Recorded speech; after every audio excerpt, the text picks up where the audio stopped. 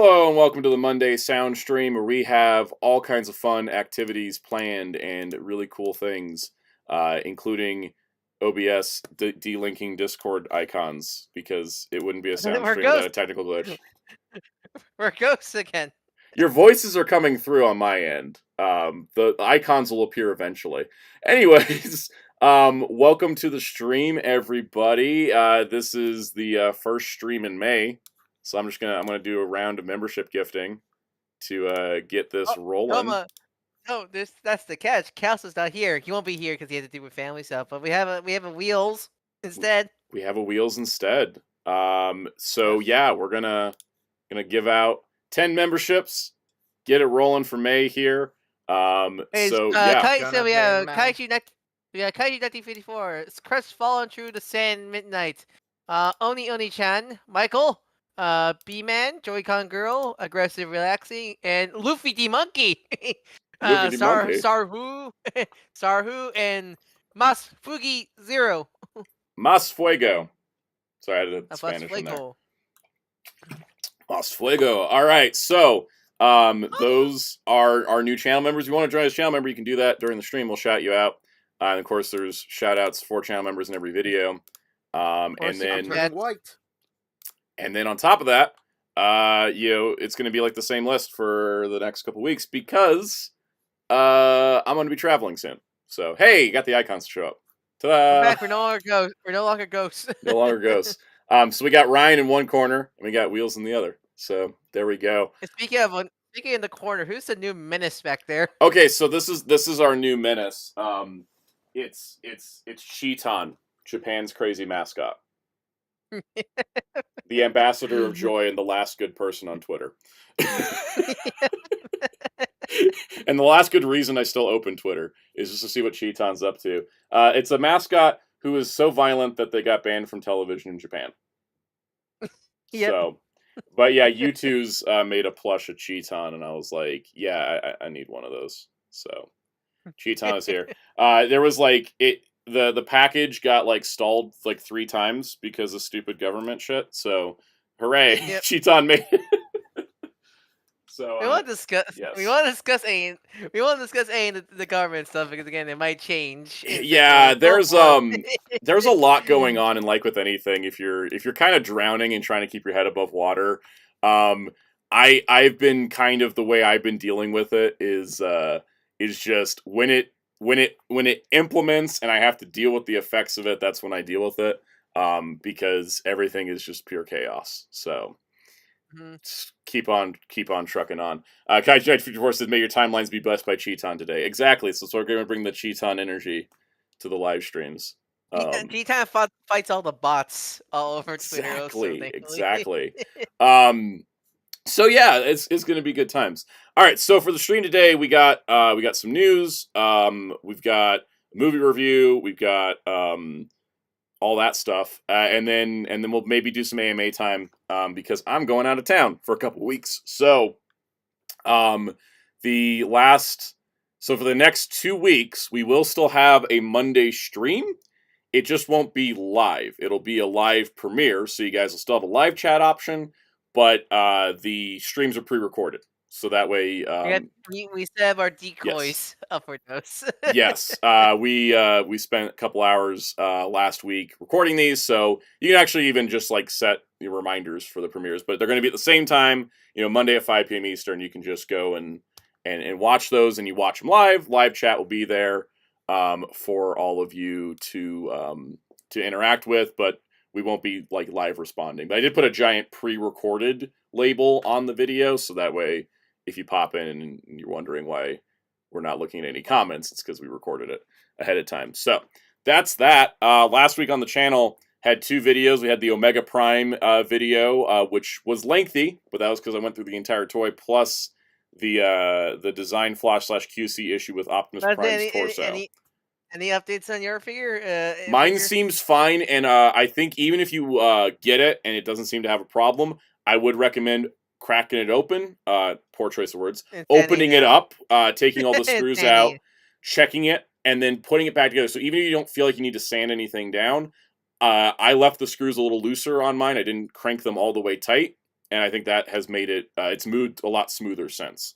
So Mine yeah. just had like one of those like micro cracks, like where it's like it's not visible at all, but Mhm. like it definitely is there because the lube. Yeah, but like people, it's not glue inside; it's lube for the like shock oil to help with the whole sliding mechanism. But it didn't do anything by the looks of it. Yeah, so I But think I still haven't gotten mine yet. yeah, some people haven't gotten those. There hasn't been any shipped out in a few days, and I wonder if they paused shipping to look into it because they've been getting a lot of reports, and as when you have to report it to Hasbro customer service, you have to give them like the batch number, and I think they might be looking at like their reports and going, okay, this batch is probably flawed, this batch is probably fine, like that kind of thing. So I think that's where we're at. Oh, Jamie's World gifted 5 memberships. Thank you so Dr. much. Grin, Gambriel sends Paul Miller, Kobe Masagel, RC Scotia Core. Welcome, all Welcome. 5 of you. And thank you, Jamie's World, for gifting those memberships. So anyways, video really great. It turned out great. Got good response on it. It's got 3 times the views of the Transformers rundown, which is wild. Have you tried doing the putting the remote armor onto Omega Prime yet? I haven't had time yet because I've been in production mode for the last like week of. Because the fun part is like I can go on vacation, quote unquote, whenever I want to. But the nature of YouTube, I can just say I'm going to go on a trip and I can just go. But if I want to keep the channel alive, I have to work hard for a couple weeks prior, so that way I have like the content scheduled. So Hunt yeah, the grind. yeah, it's the grind. So we also had a comic book haul on Friday. So to go alongside the I'll be out of town. I will have the same number of videos and shorts going up as usual. Same normal schedule. I got it all like figured out. On the downside of this, because I had issues with this last time I traveled, because of the member early access, YouTube published the videos at the wrong time. So this time I'm not going to put early access out for the videos for next week and the week after. There will be early access this week for this week's videos, but next week and the week after, there's not going to be member early access because I want to make sure the scheduling system stays in place as like this goes up on this day, on this time, and this time, and this time. So that way it keeps it on schedule. So that's just going to be how it does. Well, we won't have a incident like last time. Yeah, because what I did last time, and I realized what the problem was, is that I was on the trip, and so I'd be like, okay, that video went out, and then I'd set the next video to go out for members. I remember, I remember, and then it caused it to double up the same time, and then it just published everything at once. I asked you like, I remember that day. I was like, so I know is 2 videos to go up the same time? Yeah. So that we're gonna avoid, but because if I schedule it on desktop, don't have an issue. If I schedule it on mobile, it just gets all screwy. So just gonna schedule on desktop, and that'll be how it works. On my trip, I'm going to Universal Studios and Disneyland and a few other places. I'm going to film some footage. I'm going to make a video on some of the sights and sounds. I'm going to Universal Fan Fest, which not only has Star Trek stuff, but One Piece stuff, and also Back to the Future. And very, very excited for that. And I'm also planning to hit up a filming location of a movie I love. So there's going to be some stuff on that. It'll be good times. Also, I'm going to test my phone camera. I'm just going to use my phone camera for things since I got a new phone. Because also I get really tired of lugging around my normal camera I use for videos is like this nice 4K camcorder, but it weighs enough pounds that like on like the 3rd hour into a day at a theme park, that backpack's getting heavy, like just inevitably. So I'm just gonna go with my phone and then just go from there. Muteki says, why not Disney California Adventure? Because I'm also going there, but just for one day. So. Yeah, he didn't meet Monkey D. Luffy. Yes, I got to meet Luffy. Going to Universal first, in fact. I'm not going to go to the One Piece Cafe because that's in Vegas, and I'm not going to drive through Vegas to get there. You already made a video about it already. I've already been there twice, so I think I've covered it. Yeah, so anyways, that's kind of the plan. Shorts last week. Let me get those covered real quick. I did a video on Maximum Series Hulk, specifically the head designs. Is that count as the Pants of Plastic episode? Technically, yes. I just didn't have the plastic. And then we also got Figure Arts Rono Zora, and you're like, when'd you get that? Well, stay tuned for the Big Bad Toy Store unboxing this week. I really do want to get that figure. He's really good. Does look I technically have his Waymate. I got the Gundam set at my comic store. Oh, The nice. Gundam set's really fun to use. And plus, it actually gave Hmm. me also my first time ever using the newer Tamashi stands, which are a lot better than the old ones. Yeah, The I old really ones. do like the new ones, and the way that clip system works. Muteki says, "Will Robin be there?" No, they don't have Robin at the fan fest. It's the first 5 Straw Hats, um, and the actors playing them are fantastic, especially Sanji. I keep seeing videos of Hey, Sanji.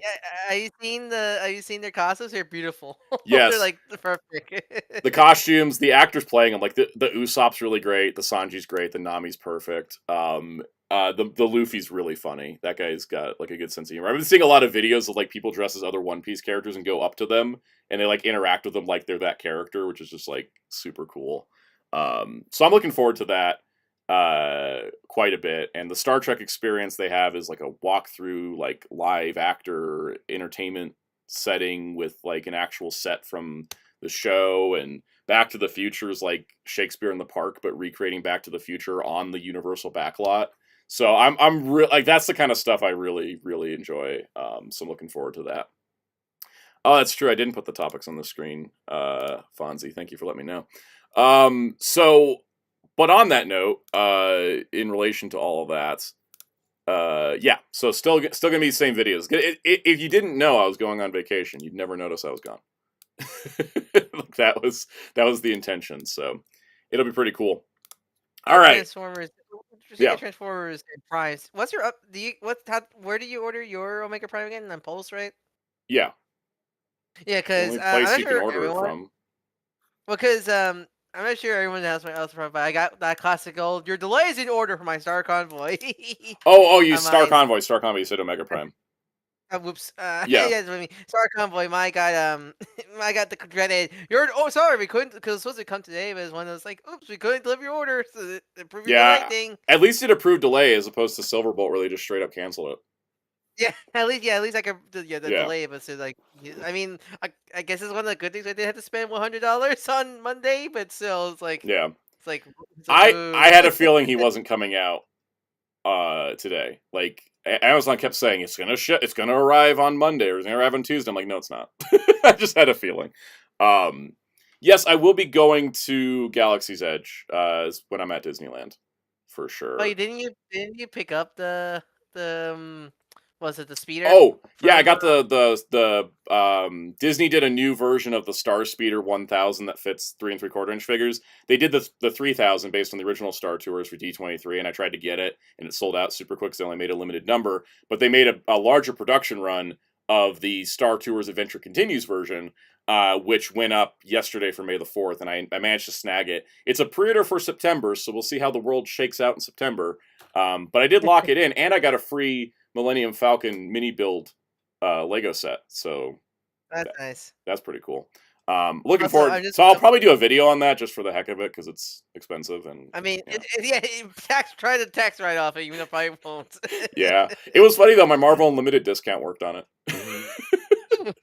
I was like, I saved Also, $25. Like, yeah, that's always the best way you can save some money on an yeah, expensive definitely. item.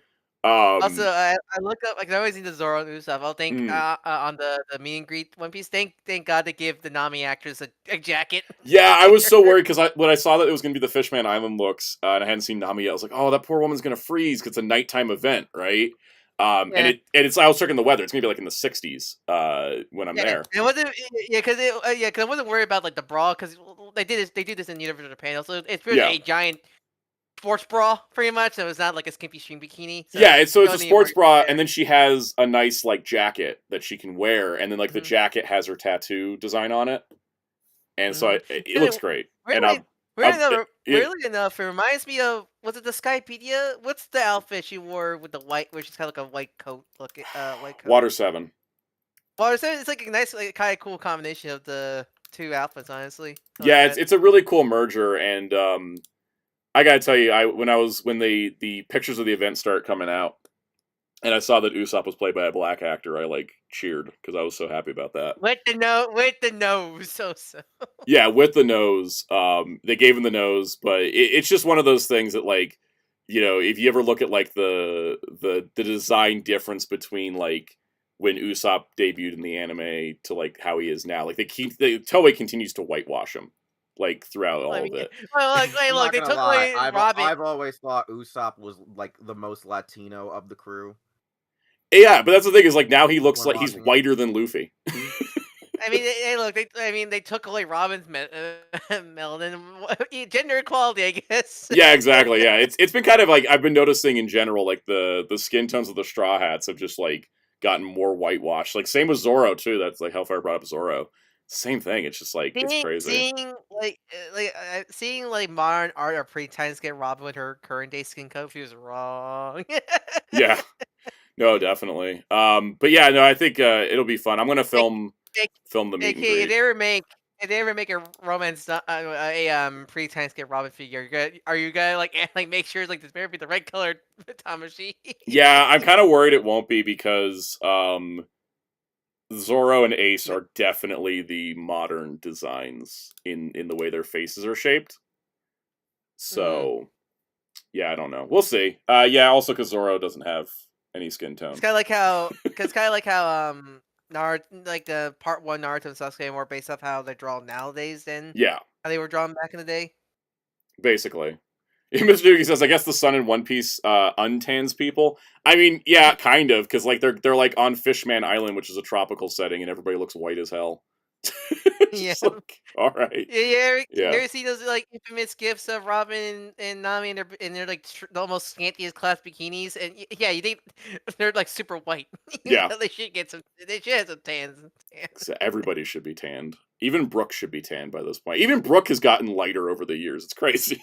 The man's a skeleton. I think Frank is the only one with some color in his skin. I think so. I think Ironically, it's Frankie, and then obviously Jinbei. Yeah, but he's gonna get canceled for overdoing it with the stuff now. Unfortunately, he's gonna get canceled. Oh He's gonna god. What are you overdo talking- his tanning. What are you This talking voice about? actor. There's no jet. What are you talking about? What are you talking about? The only voice actor Frank is his original and Patrick Seitz. Yes. Yeah, no, that's why I'm making the joke is because it was for the concurrent one. It's like, oh man, he's over tanning. He's putting too much oils on. It's so funny how bad Kimura is as Frankie, though. Like, he's just so bad in the role. Yeah, ignoring like him as a person. Ignoring him as a racist that he is, he's also not good as Frankie. Like, it takes me out of the episodes every time I hear it. Frankie's one of those characters where, like, his whole iconic super catchphrase. If you, instead in Japanese, if you hear it said differently, it's gonna be noticeable. I imagine. Yeah, no, it's like, and even in the like just normal dialogue, he just doesn't sound right. It just sounds like his same voice. That's always like it sounds like his same voice that he does for everything. You know, it just sounds like Vice on like a less energized level. Like he's so low energy as Frankie too. It's weird. I think it doesn't help that because it was the story of Frankie. The reason why he was made with his original actor. He was made for Kazuki Yao to play him. And so it's like you could never replace Yao, but like, could you gotten somebody that tried? Yep. Psycho says I feel insulted. I don't even watch One Piece.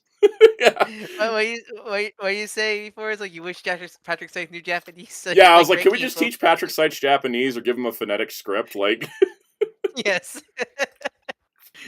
Yeah, Mutaki's like, tell it to Oda. I'm like, yeah, Oda makes flaws. You know, Oda makes missteps. He ain't perfect. All right, wait, Oda got to choose. He chooses all the main voice cast. Both English and Japanese.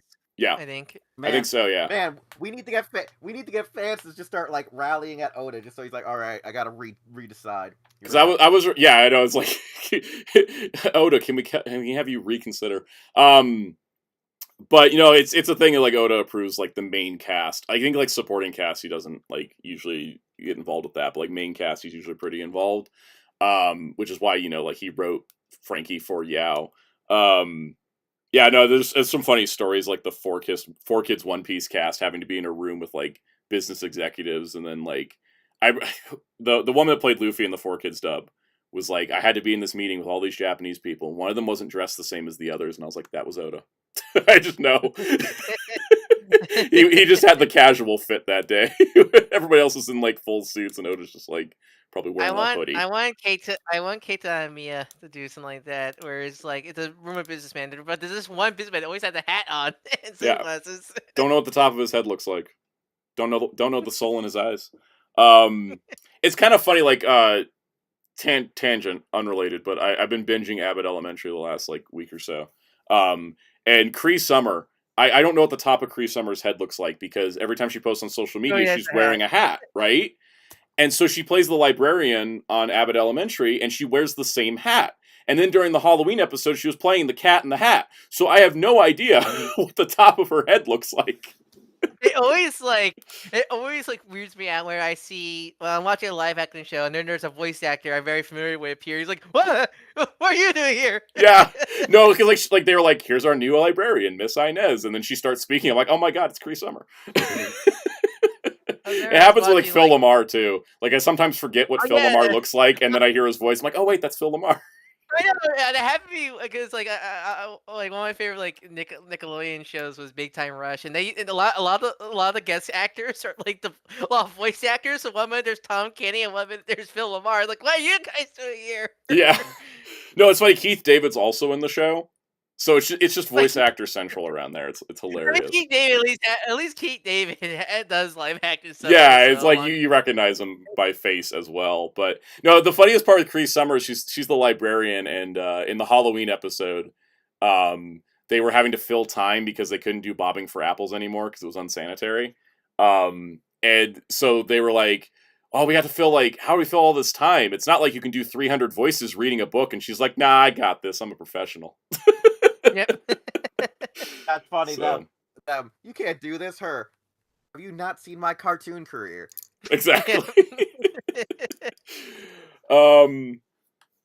Yeah, let's see. All right. Any other comments? Blade Raider says, "Does Oda have mangaka hair like Ishinomori did?" I have no idea because as far as any public pictures go, Oda's head is a fish. So there you go. Good. MJ Klein said, "Almost forgot to like the stream." Yes, if you haven't hit the like button on the stream, really do appreciate it. Helps our channel keep going. We should do a rundown, everybody, in our text chat while I prep all the fun PSA stuff. Welcome, Blade Raider, Jamie Carr, Kaishi 1954, Master Ben, MJ Klein, Mr. Overs, Muteki, Psycho O's, and Slylocker.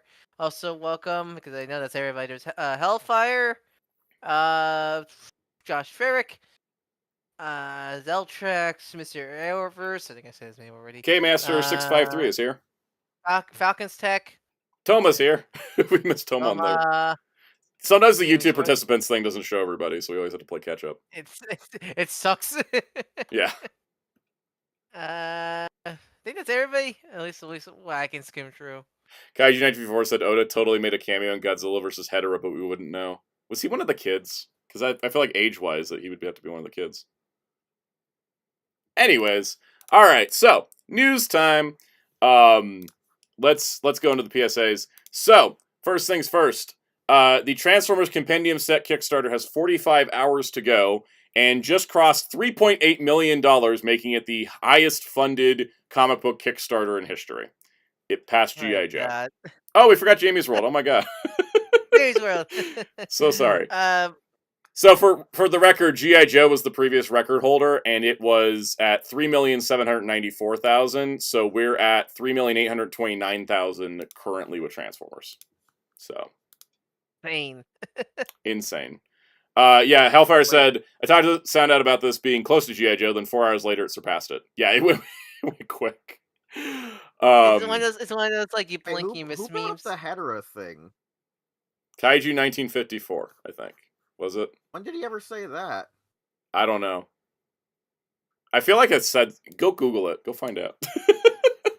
I'm finding nothing about Oda ever saying that, because there's a quote where Oda said he saw his first Godzilla, which was -1. Supposedly this man never watched Godzilla. Huh. I was gonna say uncredited background Roy forgot about because Toriyama was in in '84. You know. Yeah, I remember you about to mention it. I swear I remember hearing Toriyama was in the Godzilla Yeah, film no, once. yeah, Too. he was in '84. Oh, and I Kaiju know 1954 was being so clever it went over our heads. I made a joke about because the I was fish gonna say head. I was making a like, joke about the that's what I'm fish saying. heads. I was like, That yeah, was so clever. I yeah, gotta, because I was I gotta give you all the was credit for like, that one. That went straight over our heads, didn't it? Everybody like was that's what I sharing was thinking. insane mecha behind the scenes information yesterday on social media, so I was just thinking like, oh yeah, that sounds true. Because like everybody was sharing the story about how Lasner ended because a heater company killed 12 people. Oh shit! Yeah. Anyways, Transformers Kickstarter is going to end. Don't know what the final total will be, but there's a chance it could be $4 million. $1 million. Yep. Also, anybody that backed this, you're getting charged in 45 hours. Prep your Oh wallets. boy. Yeah. Any Oh, yeah. updates on any updates on any stretch goals or anything like that? That's a good question. So the next stretch goal is unsigned book plates added to all compendium book ones, which is just like an artwork from the book plate, just without a signature on it. Simon Furman and Bob Budiansky tech spec cards, and then the Simon Furman and Bob Budiansky letter pages added to reprints, which these are those standalone reprints. They would get their letter pages added. That's the next one. I know we unlocked a few more. Let's go check. Where are we at? Let's see. The most recent ones is they added a reprint of Transformers number 67. And then there's also a black and white version you can get as an add-on. And then that's the cover with Galvatron on it, where he's like screaming over a planet. And then Where's Car Wash of Doom? I know, right? And there's also an Andrew Wildman lenticular print that's been added to all the physical pledges. So yeah, there's a lot of extra stuff coming, which is pretty cool. Also, the extra cards that are being added will be Ratchet, Bruticus, RC, Bludgeon, Ultra Magnus, and Unicron. I love RC, but she was never in this comic. Nah, she's barely in. She's only in the movie adaptation. So, anyways, I wish the cards were more of the weirder characters. Like, I mean, like, that's part of the problem with him being a fan vote. because like, I really wanted Nightbeat, Thunderwing. Nightbeat was a fanboy, right? Yep. But yeah, he didn't make it in. And I was like, I think what they Realistically, should have done is like the G.I. Joe one was very very tuned in, is like they got the major players into the main and they let people vote on the rest. For G.I. Joe though, we ended up with a ton of cards to the point where they just said, screw it, everybody that was on the poll is in now. It was weird. All right. Because like if you were to pick characters Yeah. from Marvel for cards, it'd be like, you know, characters like, you know, of course you get your mainstays, so your Soundwaves, Megatrons, Optimus and such. But like, you know, Nightbeat, Thunderwing. Honestly, I would include Ratbat because he was a major player in Ratbat, Fortress Maximus. Mhm. Ultra Magnus is a good choice though, especially for the UK stuff. Grimlock. I mean, Grimlock will always be there because Grimlock. Yeah. And such. I would include Skids. I in would that not have infamous Carl. included Ironhide. I would have not have included Jazz. I would have put Skids instead. Will you include Skids in the infamous car washing scene? Yeah, I mean, you'd have to, right? You'd have to. Yeah. So, anyways, moving along here, let's talk about Thunderbolts. You got the MCU chart up here. My supposedly flawed MCU chart. It's just an opinion piece.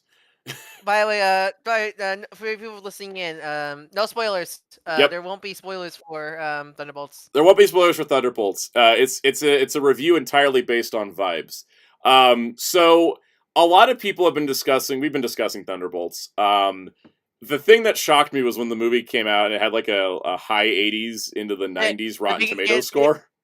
Yeah, the biggest shock is, wait, this one's like good. Like everyone, like a lot of people like it, not just like fans, comic book fans, just like that. Yeah, fans liked it, critics liked it, general audiences liked it. Had like an A- cinema score, and I was like, what?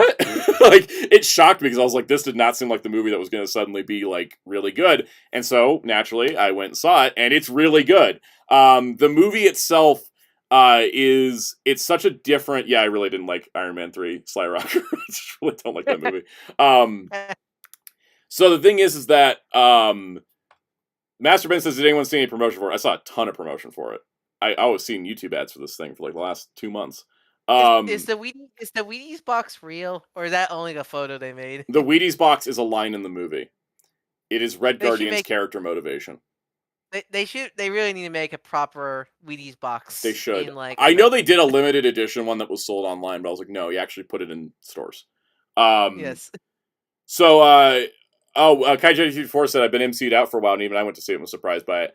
Yeah, it's really good. And a lot of Can I see some people say this about the film? How much homework do you need to watch this film, or you think it's honestly none. to watch?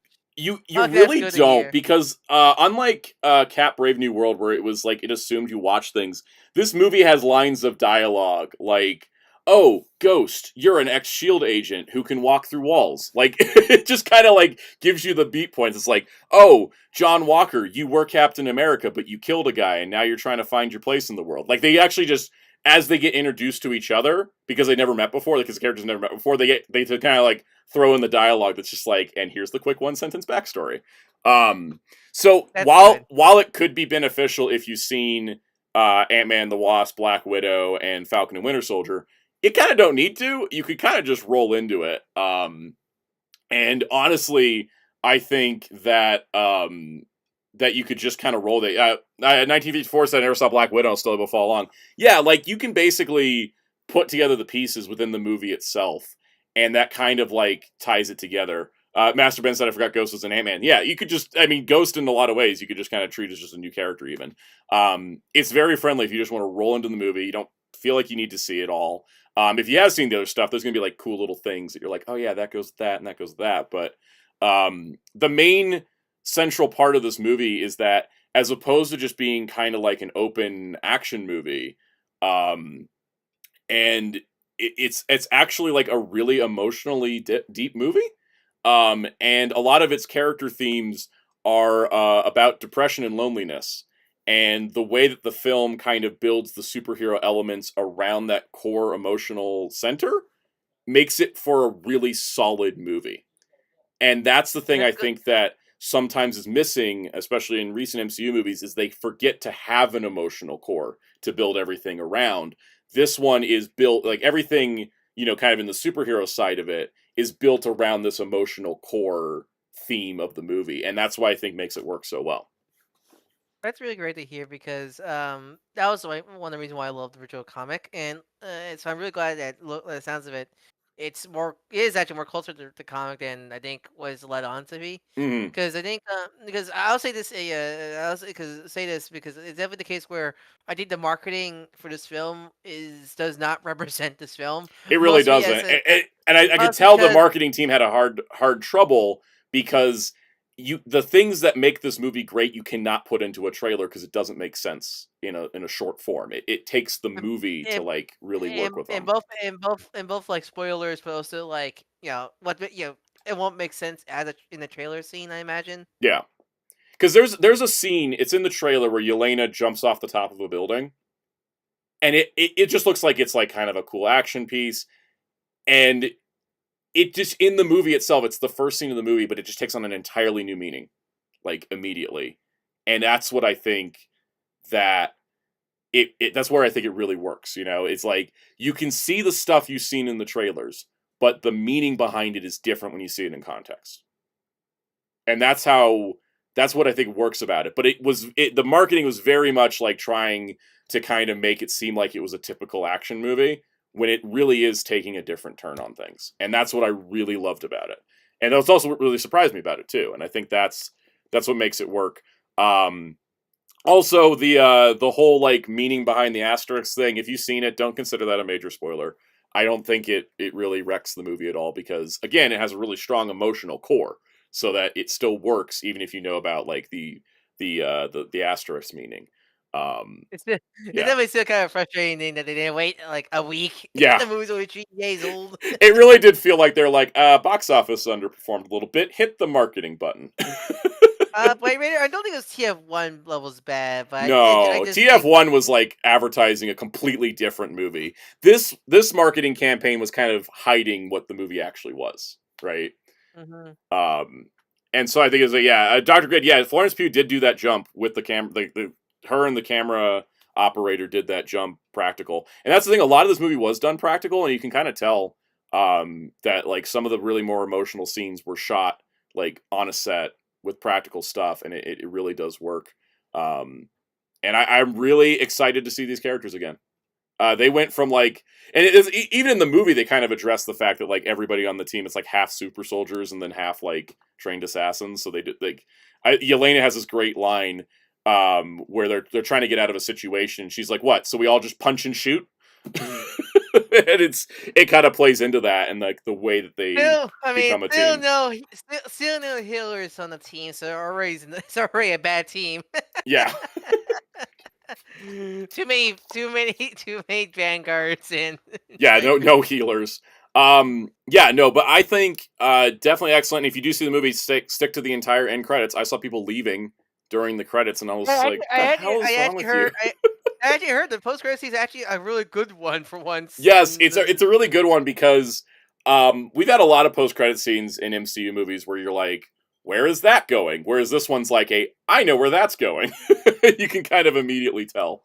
Mr. Yuki said Bob was also great. The Lewis Pullman's really channeling his dad in the performance. I think so too. And the thing I found interesting about Lewis Pullman as Bob is that Stephen Yeun was originally cast as the character, and he couldn't make it because of scheduling conflicts because he had to go shoot Mickey 17, which Stephen Yeun was fantastic in, so it was all worth it. But I've got to say that like I'm glad that Stephen Yeun didn't play the character because I think that Lewis Pullman brought a kind of level to the performance that I'm not sure Stephen Yeun could do, and then that kind of also opens up Stephen Yeun to play another character in the MCU, which I think would totally happen. I think Stephen Yeun would like. I think there's characters in the Marvel universe. I think Stephen Yeun probably would be better as. Yes. Oh yeah, he would be a way better fit because when I heard that Stephen Yeun was supposed to play who he was supposed to play, I'd be like, that doesn't sound right. Yeah, I kind of thought it was a bit of a misstep. And plays grimy ass characters. Yeah, and I think he played a really grimy character in Mickey 17. He was great in that, and so I kind of like I'm looking forward because I think like Stephen Yeun's on the MCU radar. I think they'll give him a really good part. But like, is it weird that I think Lewis Pullman was like the perfect choice for this character. Guy? Sorry, what was that? So he kind of makes me like want to typecast him as the Weasley good guy. Yeah, kind of. Yeah, no, that does kind of make some sense. I heard like Florence Pugh was like the show stealer. Like, Florence Pugh is fantastic in this. I gotta tell you, like I thought everybody brought their A game. I thought Florence Pugh was great. I thought David Harbour brought, he brought kind of like the fun, like kind of jokier Red Guardian we saw in Muteki. Bob is Bob. He's on the poster. He's like the one that looks scared. David Harbour is Red Guardian. Not to be confused with Hydra Bob. Completely different Bob. Completely different Bob. David Harbour brought a really cool performance to Red Guardian because he's kind of supposed to be the fun, kind of light, jokey one on the team, but he had all this like emotional damage that like came through in the performance, which I thought was great. That's good. That's good to hear because that was he was a little bit of worry for me in the chairs because like I did really like him in Black Widow, but like, I was worried they were focusing too much on. He's the funny guy, so I'm glad he has more than just he's not the comic relief pretty much. All of his jokes are in the trailers. The rest of his scenes have more of the emotional weight to them, and that's what I thought really worked. Wyatt Russell's great as John Walker. I like him since Falcon Winter Soldier. I'm really glad he's finally getting our time to shine. Yeah, definitely, and I think he's great in it. Hannah John Kamen as Ghost is great. And then Sebastian Stan's always great as Bucky. And I got nothing to say about Taskmaster. So I'm gonna put this is I know this is gonna get controversial, but I'm gonna put Thunderbolts. I don't know if it's recency bias, but I really do think it was fantastic. I'm gonna put Thunderbolts in S. It's going in the S tier. I do not know how to rank it because now my top 10 is now a top 11. I don't really want to drop Shang-Chi out of there. But I might reorganize my top 10 at some point. I think Fantastic Four would be the big deciding Yeah. factor of how we'll reorganize your I am list. stupidly excited for Fantastic Four. I mean, Yeah. if the quality of this is because if Fantastic Four is like this, where it's a character focus story, then I think we're good. Welcome LPH. Yeah, if Fantastic Four is also character focused and has like that really good emotional core, like it's gonna be really great. But yeah, I also do want to watch. I kind of want to watch like my MCU top ranking a little bit more and like maybe reorganize it a little bit because just kind of I mean, there's change. two. I mean, there's like two films that are forever like set in stone. You can't get rid Werewolf of them. by Night ain't going anywhere. Yeah, and it's either gonna be. I think the other one's gonna be either Guardians or Deadpool Wolverine. That's not budging. Yeah, I think those aren't budging. I think Black Panther isn't budging either because that's just a great movie. Daredevil might budge, Hawkeye might budge, Loki might budge, but yeah, we'll see how it goes. All right, we will come back to this at a future date. And Ant-Man's this is for me. Yeah, the slot. Ant-Man says this is for me. I love that movie. I really do. The same. All right, so on that note, if you guys want to know more of my opinions on movies, I have been asked about this before, and I have done it. I have opened a Letterboxd account, and I feel like I've put enough movie reviews in that I feel like it's got a start on it. So if you guys want to check out my opinions on movies, and I don't do spoiler reviews. I don't do super in-depth stuff. It's pretty, baseline in a lot of these. But if you guys want to go check it out on Letterboxd, if you're on Letterboxd, I just you can like see that. movies there. I don't have the time to give them reviews. Like I was just gonna go in and like I also have only done like the movies I've watched in like April. I need to go through because I keep track of the movies I watch. I need to go back and like update That's the it. same with the comics and like comics. I give a rating, but I don't give like a detailed review, so you don't feel the time for it. I just want to Like, rate the comic I read. Here's an example of how detailed I get. Thunderbolts. While on the outside this ragtag team seems all together, you never know what goes on inside. I need to edit that. I made a typo. This is a story about people who feel are broken and how these people work to feel whole again. With many great action set pieces tying it together, Thunderbolts is a triumph in weighted storytelling. And then my review for Forrest Gump is, there's a reason why this movie is heralded in such high regard. It's a beautifully emotional film about one man's incredible life. I don't always go super deep. I'm always kind of... Oh, you go, Wheels. I'm going to quickly link my Letterboxd so you can follow it too. Cool, sounds good. How do I edit this? I also have lists on mine that are actually correct, unlike some of the people who made lists and didn't find the films to add them to the lists. Yes. All right. And hey, if you're running low on short content, you can probably just narrate. Just narrate some of my. So I can just go and narrate. Yeah, I can narrate some of my. All right, I'm gonna go follow Wheels here. I found out you should see the lists that I have, the 2 lists that I at least made. So all right, let's get Wheels list. All right, got the Dai Katakawa Daimajin and Yokai collection, the complete Fleischer Superman. Ooh, that's pretty good. That's pretty. Someone had one that they were saying was complete, but they were missing 2 of the shorts on there. I was like, no, mine's the real one. Nice. Yeah, I'm gonna fill this out some more. You guys can also tell when I try to, like I said, I try to keep them spoiler free, but you can tell when a movie like really hits me. Because if we go, let's see, so like I write like a sentence or 2, maybe a couple paragraphs. I wrote 4 paragraphs on Better Man, so you can kind of see because it's only a 5-star rating system, so sometimes I want to rank movies higher or lower. Just see how much I wrote about it. See how much I had to say. All right, let's get to the news. Let's get to the news of the day. You guys ready for the news of the day? Mm-hmm. All right. So the news of the day is that everything is irrelevant. Just kidding. We got some Blu-ray news, and it's really funny because the Blu-ray news is both of these titles are finally. So let's get to it. All right. First up, we have the Ultraman USA Blu-ray. It's been fully solicited. It is currently set to come out July 1st, 2025. This contains the Ultraman USA film that was originally intended to become a series at some point, but ultimately only was just this movie. It was a direct-to-video movie. There's some massive confusion going on to the contents of the set at the moment, because if you look at the cover says includes both US and Japanese version, right? Because this was released in the US as Ultraman The Adventure Begins, and it was released in Japan as Ultraman USA. The back cover says that it contains an all-new English dub for Ultraman The Adventure Begins, which is the English version. I don't know about any editing differences, because the Japanese Blu-ray contained both the US audio and the Japanese audio. And then down... someone said in our let me Discord get to the apparently- rest of this before we get there. I know where you're going with this. So, the audio section on the back cover says Ultraman The Adventure Begins, English, Ultraman USA, Japanese, and English. I have no idea what that means. Yeah, because that's the thing, because it could be like a Digimon the movie collection scenario where Ultraman the Adventure Game could be the original audio, the original like Warner Brothers produced like English dub, and Ultraman USA English is the new dub, probably recorded by Okatron. But we don't know. That's I guess the biggest thing we don't know. We have no idea because we have conflicting statements going on. So, welcome, Spiderus Prime. So, the way it says on the back here is that it contains an all-new English dub for Ultraman The Adventure Begins, which is the English version, which that's the American title. Yes, which is the original English dub. It lists two different English dubs. Now, Jeff Gomez posted on the Blu-ray.com forums and said that they don't have the rights to the original dub and it will only be the new dub.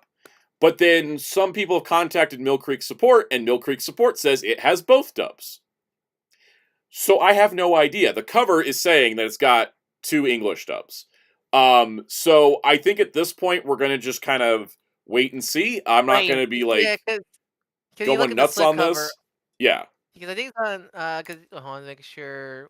Because the slipcover does show US and Japanese. The back of it does say there's two different English versions. I will, of course, investigate this when it comes out and put it in my video. What the true answer is. According to people on our Discord, the biggest difference between USA and Adventure Begins is USA runs longer, but not because of extra footage, because I think the credits are longer. Yeah, the credits are different. Yeah. The runtime is listed as on the back of the package. The runtime is listed at 78 minutes for both of them, but it could just have editing tweaks because I think this is my guess, is that the Ultraman USA, the Japanese cut has no commercial breaks programmed in, whereas I think the Adventure Begins has commercial breaks put in. Yeah. This is the Ultraman Adventure Begins USA is a weird thing because from what I understand, right? Its original audio, it was officially English. Yeah, because it's one of those cases where it's more the English version is the original version and the Japanese is the dub. Yes. In this case scenario, right? Right. So like so this is one of those like kind of like weird scenarios where we do know they screened a new dub of it last year at a convention and then said the Blu-ray is coming this year. G-Fest, yes. So at G-Fest they did put a new dub, which is advertised as including a new dub, and then it's also mentioning that it's got two dubs, or two English versions, I should say. So I'm not going to be going out here going crazy about like, oh, it doesn't have this, it doesn't have that, because I honestly have no idea. And we've had backs of packaging be wrong before about including dubs. But the Rube set English dub. Yeah. Yeah. So I will say that like I'm not flipping out about this. I'm not losing any sleep over this. Come July, I'll get it. I'll check the contents, and then we'll go from there. Because we kind of assume the main reason why they did a new English dub is because just in case we couldn't get the original dub version. Which is possible because a few of those actors have passed away and they could be running into estate issues. Yeah, it's similar to Sonic OVA scenario. Not quite Sonic OVA, because that's a matter of companies folding. Yeah. But it's more similar to the 60s Batman TV show. The reason why it's not on streaming and took forever to get to Blu-ray was not just because of ABC and Warner Brothers like owning parts of it, but because guest stars in that show have estates that demand royalties. And specifically speaking, one of the biggest issues was Yvonne Craig, who played Batgirl. Her estate is a major problem. If you're licensing Batgirl from the 60s TV show, you have to pay that estate a stupid amount of money. Because isn't that why the McFarlane toy is based off the comic, right? Yes, it's based off the comic instead of the TV show because they would have to spend so much money on her likeness that that the figure would have been like $400. Like it's Yeah. like yeah. So when it comes like that N66, it was not. I think she was still alive when the Blu-ray came out, but there's other actors that have estate issues, and so they had to clear up all of that because they could re-air that show on TV because that was already in the contracts, right? Reruns were in the original contracts. Home video didn't exist in the 60s, so that's where it became a bigger issue. And that's the thing, because since this was produced in America as American production, and it follows kind of cartoon voice acting rules, then Yes. a dub rule, because with dubs it's a contract work. You don't get royalties, sadly. And with, also in the dubs. and also in the case with a lot of these, because this was done in the 80s, contracts were much looser worded back in the 80s than the 70s and 60s and such. Like the older you go back, the looser the contract wording is, which means there's more chance for exploitation on either end. I know the Japanese set had the original dub, but yes, that wasn't Japan. I imagine it's a different scenario because that was produced in Japan, so it might be like different laws. Well, here, yeah, there definitely is, because like there was Columbo came out in Japan on Blu-ray way before it came out here. Mm-hmm. So it's one of those rights issues. Is a funny thing. Yep. Dr. Grid said, but isn't 60s Batgirl and Lego Batman 3? How did a kid's game get her in? Because they put in Batgirl from the 60s show, not Yvonne Craig as Batgirl from the 60s the Lego minifig doesn't look anything like her, yeah. Exactly, yeah. I love the slipcover. I mean, both slipcover and the original cover. The art looks so good. It really does. Welcome, Infinite. Cinco de Mayo's going great so far. Having a good stream. The interesting part, too, I noticed is that there's both logos on the spine. Both Adventure Begins and USA. Which I think is kind of cool. So yeah, we will come back to this in 2 months when it comes out, and when we have it in hand, we can like sort through all of it. If the original English version isn't on here, don't jump to conclusions like Mill Creek didn't want to do it. No, if it's not on here, it's a legal problem. I guarantee. Yeah, it. don't be certain people and yell at the people because it could fully be out of their control. Just like with Tiga Final Odyssey, right? Like sometimes they just can't get it. So, all right. Now speaking of finally, Chainsaw Man's coming to Blu-ray in North America, but in the weirdest way possible. Let me give the timeline for those that are unaware. Crunchyroll. This show came out in 2023. All right. Wait, was it? Oh yeah, it was 2020. God, that's why it's been so long between the Riza movie and this set. That totally. I keep thinking it was like much longer. I thought it was like 2022 or something like that. So in 2023, the show aired, and it was for season 1. In December 2023, Crunchyroll, through the company they bought, Manga Entertainment, released Chainsaw Man season 1 on Blu-ray in December 2023. When people. And I found this out because Psycho was at a store and he took a picture of something, and I was like, wait, you guys got Chainsaw Man already? Crunchyroll US, North America release, just didn't happen. We've been waiting for like an insanely long time at this point, right? December 2023 was the UK release. Yeah. What is it now? May 2025? Yeah. We're finally getting Chainsaw Man Season 1 on July 29th. From Viz. Viz, yeah, but this is a Viz release, not a Crunchy release. As a reminder, the Crunchyroll UK release was a Region A and B combo disc, which means Crunchyroll would have had to done basically nothing but print it in a new packaging and release it here. But instead, now they have sub-licensed the anime to Viz to release it. Yeah, because the Crunchyroll logo is still on the disc. If you look, yes, it's still on there. It is still on there. It is officially a Crunchyroll X Viz. Now, this is not the first time that has happened. There are other releases by Viz of Crunchyroll licensed shows, but usually it's the lesser known stuff. Welcome, Sentai Ranger Donnie. The lesser known stuff, the shows that they didn't promote heavily. Not usually one of the shows they put the Crunchyroll logo on the merchandise for. Who did the Demon Slayer releases? Are those Crunchy? Those are Aniplex, because Aniplex owns Demon Slayer's rights. But the thing is that Aniplex did the limited editions, and then Crunchyroll did the standard editions. Standard editions, okay, yeah. So, for whatever reason, we've waited this long, and then Crunchyroll's like, you know what, Viz, you do it. And here we are. It's so funny because it looks like I know because the way how Viz does their Shonen Jump anime releases, as you see the spine, they style like after the mangas where it has the SJ logo on top Yep. and the Viz logo on the bottom. Like because Bleach does that, the original and Thousand Year Blood War, and Undead Luck does it. I think Naruto does it. So it just kind of looks so it's kind of meant to go alongside your other like Viz Mia made that was Viz Mia made dubs and such collections. Even though again this is a Crunchyroll produced show. I am wondering if document- Kaiju number 8 is going to get the same treatment now. I won't be surprised, Yeah. honestly. Unless Toho's like, screw you guys, we're doing it ourselves. We have G-Kids now. I mean, it's just wild because it's like Crunchyroll or Sony buying Funimation, buying Crunchyroll, buying Right Stuff was to like basically just to be able to do everything themselves and not need anybody else. And now they're just like, yeah, whatever, just you take it, Viz. It's so weird because they can release every other show, popular or Yeah. more niche, by themselves regularly.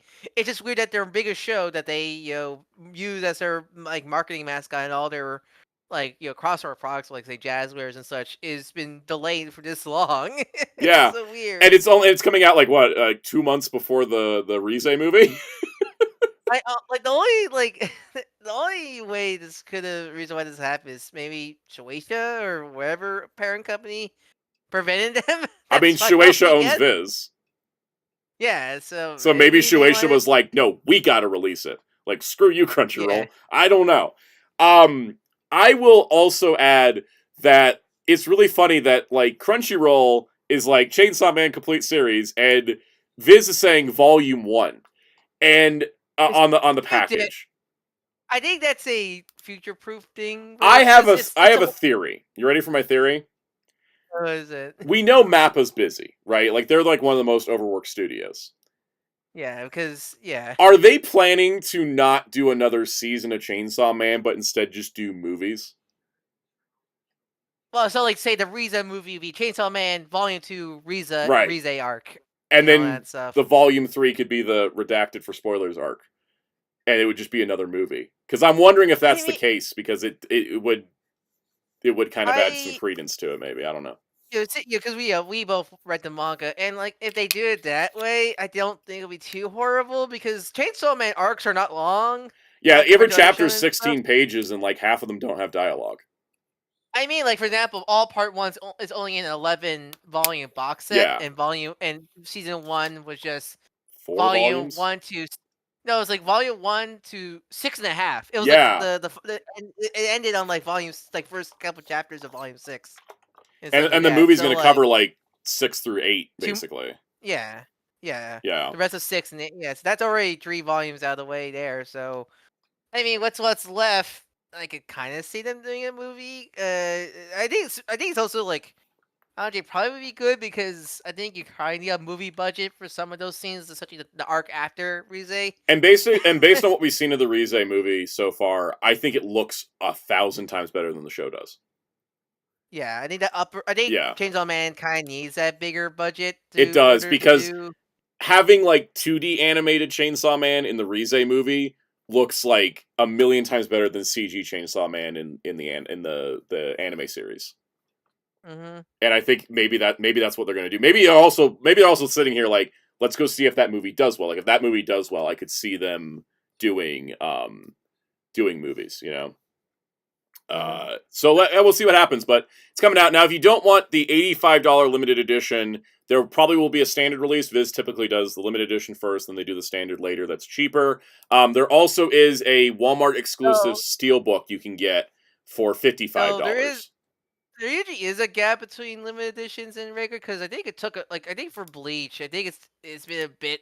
I think the only standard edition for Bleach out of your World War II Part 1. I don't know a Part 2. I just go look that up right now. I know Undead Luck is still in limited edition land. But yeah, if there is a Walmart exclusive steelbook that's $30 cheaper, it's a good cover. It looks like a good cover too, and it has the same branding of like Volume 1. So I do like the Yeah. inside cover is the movie theater scene. I think Power Gun Mike Wazowski because I don't think she got they she got didn't cropped crop her out. out. they Yeah, cropped Power out. Yeah. she got Mike Wazowski. Yeah. No, it was, but yeah. So I'm excited it's coming out. I'm not sure if I'm going to buy the limited edition though, because that's just a lot of money. It's Uh, expensive. let's see. Okay, look. So part 2, Dodger Belt War does have a standard edition, but it's back order right now on Crunchy. Okay. Do they have a release date? Mr. Dookie Let's said, see "Hey, here. separate spokes instead of stacking discs." Yeah, that's another benefit. Yeah. I mean, yeah, no uh, 2 discs, so yeah. yeah. Kaiju says, "Will Kamen Rider World be part of both versions, or are they walking it back and making it just for limited edition?" Yeah, they just decided to walk it back and make it part of the limited version for whatever reason. I don't They know. They can't make up their mind. They can't. Any more thoughts on Chainsaw Man? Just I mean, this is continuing. one of those finally scenarios. Yeah, I'm really like, glad it's finally happening. Now, Crunchyroll, start reprinting One Piece volumes. They're going out of I stock like all over the place. by the way, Sound just only put Chainsaw Man, but I think they're doing other steelbook because it's part of their Crunchyroll Walmart collab thing. Yes, and Crunchyroll Store one, is also selling. They're having a steelbook deal right now. If you buy 4 steelbooks, you get a case to hold those 4 steelbooks in. yeah, because I think the others are like My Hero, one of My Yeah. Hero movies and such like that. Also, I wish I could just view them. Like there's a page for them, but Walmart site Yeah. sucks. Also, some of these steelbooks went up on Crunchyroll, like Goblin Slayer, Paranoia Agent, and Oh yeah, I think that's that. My Hero I think Academia that, World's Hero Mission, and Ragna Crimson. yeah, those are the part of the Walmart deal. There we go. Yeah, but they're in stock on Crunchyroll, so maybe the Chainsaw Man will pop up here as well. Like when it actually comes out. We'll see. All right. Let's see. Wow, we really don't have that much news this week. Let's just knock it out real quick. The only entertainment news of the week is so shallow that I wouldn't have even included it if we had other things to talk about. All right, so boom. GARO 20th anniversary. Yeah, GARO also turns 20 this year. And we got a teaser poster and the announcement of a new movie. That's all I got. I mean, I'm glad that the franchise is still alive because I don't think Harris Steel did the best, but No, like I didn't. Garl's never been like a. I don't think Garl's ever been like a success, and such. But it's good to see the. I have no idea what their margin of success is on GARO, to be honest. So I think the only like I think the animes do pretty well, and I think the only like live action series that did the best is like the original Koga. Yeah. Series, but like I'm so glad that Garo is still kicking around because it's one of those like it's Garo. I think it's definitely the case of it's a passion project series more than like we must make the money compared to the other Toku brands. Oh so right, that's right. Muteki just reminded us of the thing we should have thought of all the time. Garo will always be successful because of the pachinko machines. Yeah. The pachinko machines make them so much money that they introduce canon characters in them. So we'll see what happens. We have no details. No date. You know this is for the 20th anniversary. I think they did say 2025. Yes. Okay, to be released in theaters fall 2025. That's it. That's all we got is this teaser poster. This does look like Koga Garo armor, which it could also be Raiga. Yeah, I did teach you the pachinko, Muteki. I should have remembered. I think it's probably going to be... It's probably Koga timeline. They tend to alternate lately, right? Yeah. We just had a Ryuga one, now we're probably going to have a Koga one. Yeah. It's going to be difficult because I On the Mundo was such a really good conclusion to the Saijima. I mean, Garo was like one that you can always keep making because that's the nature of it. But it's one that's like that was a really no. I mean, I guess they can introduce the next Saijima. I was gonna say let's give Raiga his kid because Mayumi was already like pregnant with a kid, right? And Mundo. They could do I could do that. So they could do that, I guess. Yeah, I don't know. It's at some point we do have to stop bringing Koga back. It's just yeah, because I think the Saijima, Thunder Moon was such a fantastic finale to the Saijima timeline. So it's kind of really hard to like, how do you one up it and such? But this is. But as an anniversary, you know what they could do? They could pull a Makai Retsudan and make this and have the merge time, like not merge time, but crossover timelines. Yeah, let's do a crossover between the Saijima and the Ryuga because we had it we had it briefly in Makai Retsudam where Koga was there, and it was what was it? Wasn't it Jabi and It was Jabi and Reika. No, it was Jabi and what's her face? It was Reika and Reika Rian. Reika and Rian. Yeah, We 'cause didn't they're get getting their Rian asses in beat, and it's right before Moonbow came out. yeah. And all of a sudden they're fighting in the interdimensional shit, and some because you were watching it with me, and I said, Yeah. "Hey, yo, you know Koga's gonna come back because they announced Moonbow Traveler." And he's like, "He's not showing up in this episode. He's not." But all of a sudden, you just hear, Yeah, he just shows rides up, in we're on his horse. everyone's just like, "What?" It would be fun if Rian came back because I was really bummed she wasn't in Inheritor of Steel, because she's such a great character. But yeah, they could maybe they're doing a crossover movie. You know that I think No, I that really would be the hope way they to do it personally. Yeah, what I think, you know what the how cro- do you celebrate you know how they 20th should end the anniversary? crossover film? It's that all the other Garos have to go beat up the super evil Garo from Versus Road. That would actually kind of cool. That would actually be really Like, neat. just Yeah. What beat if up it's not that just the two freaking stupid ass. Yeah, what if it's not timeline. just the two timelines? It's like the anime finally coming to live action, and most of like at least if we're not gonna have them in live action, at least have them in like CG cameos with the CG armors. I mean, sometimes you have the live action. Like, there's what is it? The knights from the one who shines in the darkness. They were all CG mocapped, so why not? Right? You could bring the anime people in that way. Mm-hmm. I think Like, as long as we can just have a Yeah. crossover where they jump on Versus Road and dunk on it, we're great. I think they could do something like that, right? Because Versus Road has like kind of the evil Garo vibe, right? It's like it's the rogue. I mean, like he's the rogue. I mean, like he's the fake Garo technically. So like Yeah. I guess they could do some kind of cool story about that of just the Garos of the multiverse fighting the one evil Garo. That'd be really cool.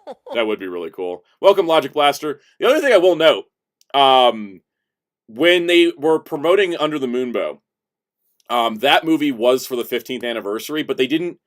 They just called it like Gar Under the Moonbow. They just kind of talked about it being like the Makai no Hana movie. They didn't really talk about it as the 15th anniversary movie. Whereas this one is being promoted as the 20th anniversary movie from the start. So that is yeah. Oh, you just made me realize it's been 5 years since Under Yes. the Moon. Like, how's it been 5 years? I know. 5 years since the franchise peaked. I am excited because it's more Garo. That's for sure. Mm-hmm. So, all right. Do wait for affordable figures. We're gonna have to keep waiting on that. I just realized I put these news topics out of order in you guys' notes, but you'll keep up. It's all good. So going alongside this, right? Wheels, it's your time to shine. Toy news. Garo Zoids are coming. All right, Wheels, that's Mr. Zoid's man. Yeah, Wheels, that's Mr. Zoid's man. What do you think they could do?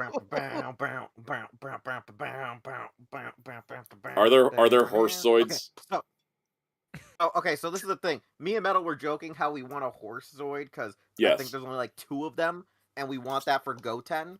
However, everyone thinks we're just going to get a version of the Zoid's Wild version of the Command Wolf / Shadow Fox. Just in gold. Yeah, because the problem right now with Zoids is a majority of the crossovers are all like retooling the Wild kits. Is it the same scenario where like the only Transformers collabs we get are in Japan, just Optimus and Megatrons for Zoids? Yeah, it's sort of like that because what happened was they did the Rathalos, and the Rathalos was using one of the Zoid's wild dragon birds, and then they're doing the Rajang, and they're like, okay, so to keep it on the cost, effective side, they're not doing the like MMM version, like the HMMs. They're all Zoid's wild kits, so they're using the version of the Iron Kong for Zoid's Wild, so they could make the Rajang or Rajang. And so that's how like they kind of did some of the Monster Hunter ones. So expect this to be like 100% a reuse of Zoid's Wild, because the Wild Zoids are fairly affordable. They were like $30, $25 at most. I think 50 was the highest priced one. They're like no bigger than I think the old school, like some of the bigger Zoids Fusers kits, because they are generally like on the tad smaller side. So I can see this going as being some, like, if it's not them retooling a Blade Liger kind of thing to look more like Garo, because it does look more like a Garo type wolf, they will most likely be using one of the Zoids Wild variants of the Command Wolf or the Shadow Fox, because what they did was, like I said, they merged some of the aesthetics of previously existing Zoids from the Chaotic Century era to the New Century Zero era, and they just were like, all right, this is how we're retooling it. So that's what it seems it's going to be.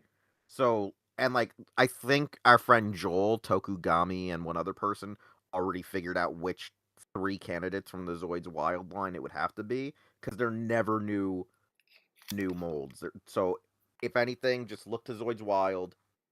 Most likely that's going to be your crossover. Cool. That sounds good. In other product So don't usually expect, like classic Zoids. Just expect the Wilds molds, okay.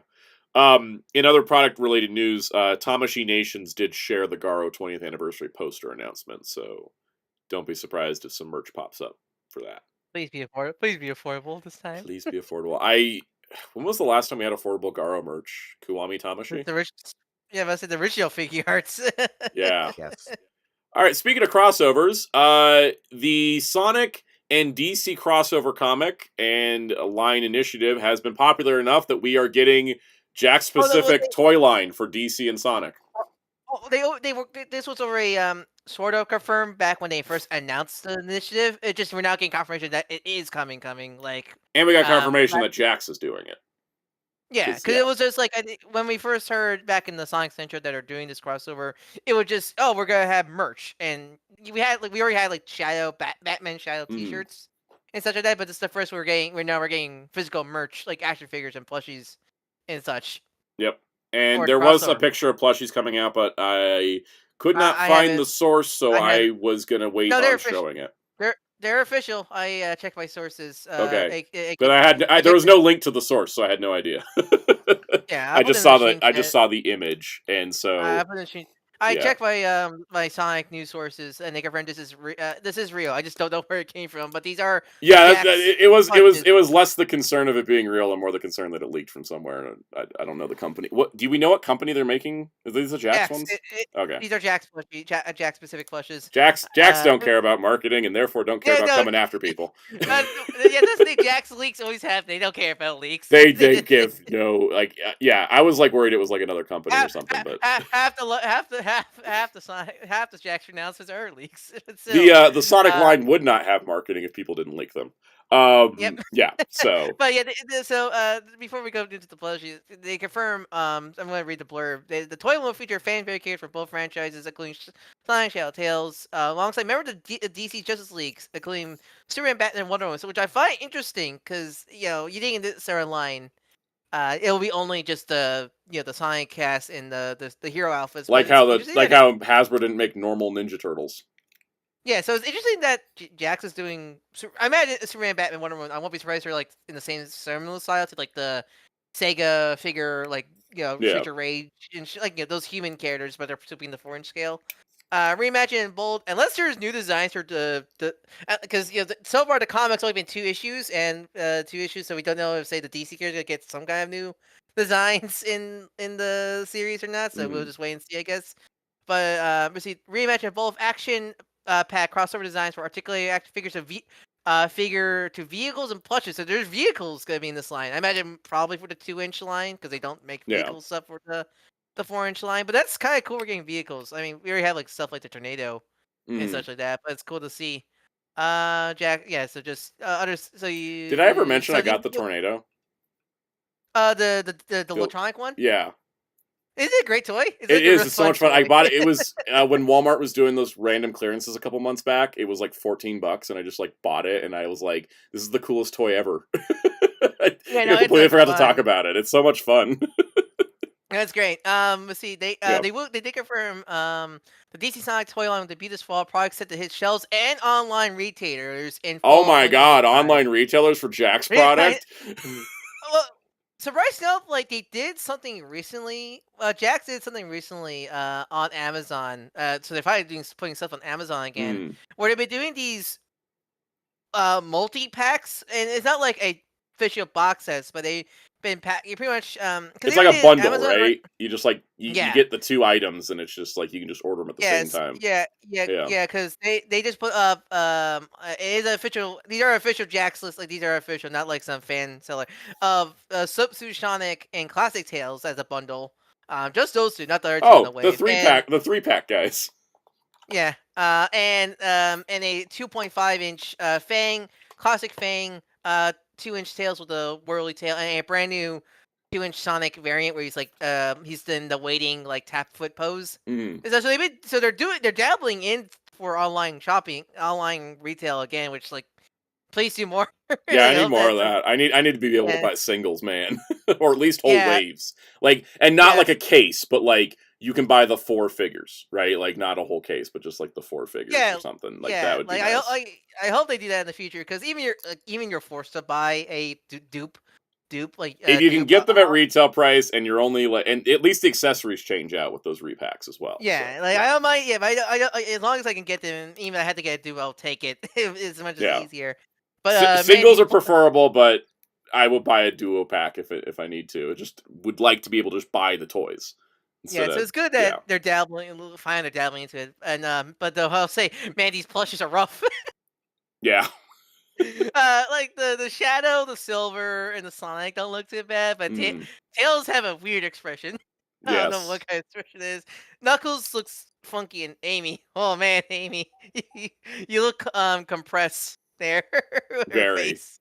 It's kind of funny. This is why I don't actually buy too many of the Jax plushes, because I think they'll. No, the Jack plushes are meant to be like play plushes. They're not like Yeah. collector's plushes. I know. at all. I have a friend who like buys the Jax plushes and gives them to his dog to play with. Yeah, I mean, such how flat their heads are. Yeah.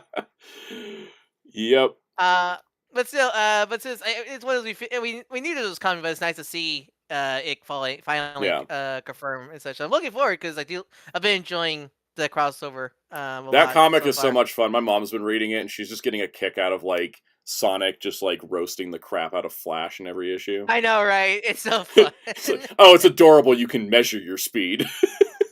I mean, it just like because Ian Flynn said the biggest inspiration of writing that was the DCAU. So like it's just giving me that same vibe reading it totally. again. All right, let's get to our next news topic, which is some more Transformers.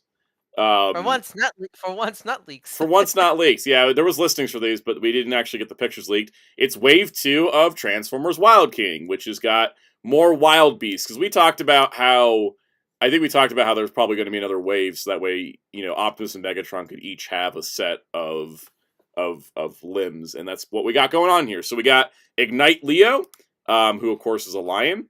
Not too surprising. These are all based on the same, you know, system that we've seen so far. Yeah, they all the same core. Yep. Yep. So you can become a fist. So there you go. Now, welcome back, Leo Breaker. Yeah. Yeah. Yeah. So we got that as an option. Then we got Spiritan, Spirituan. He's a Spinosaurus. He looks really cool. Reminds me of I forget his name from Cybertron, the Spinosaurus dude I have a lot as a kid. I remember that guy. That guy. What was his name? He had a generic name, but he was still cool. Yeah. And so of course he becomes an armor leg, and they paired him with Megatron, I think, which kind of makes some sense.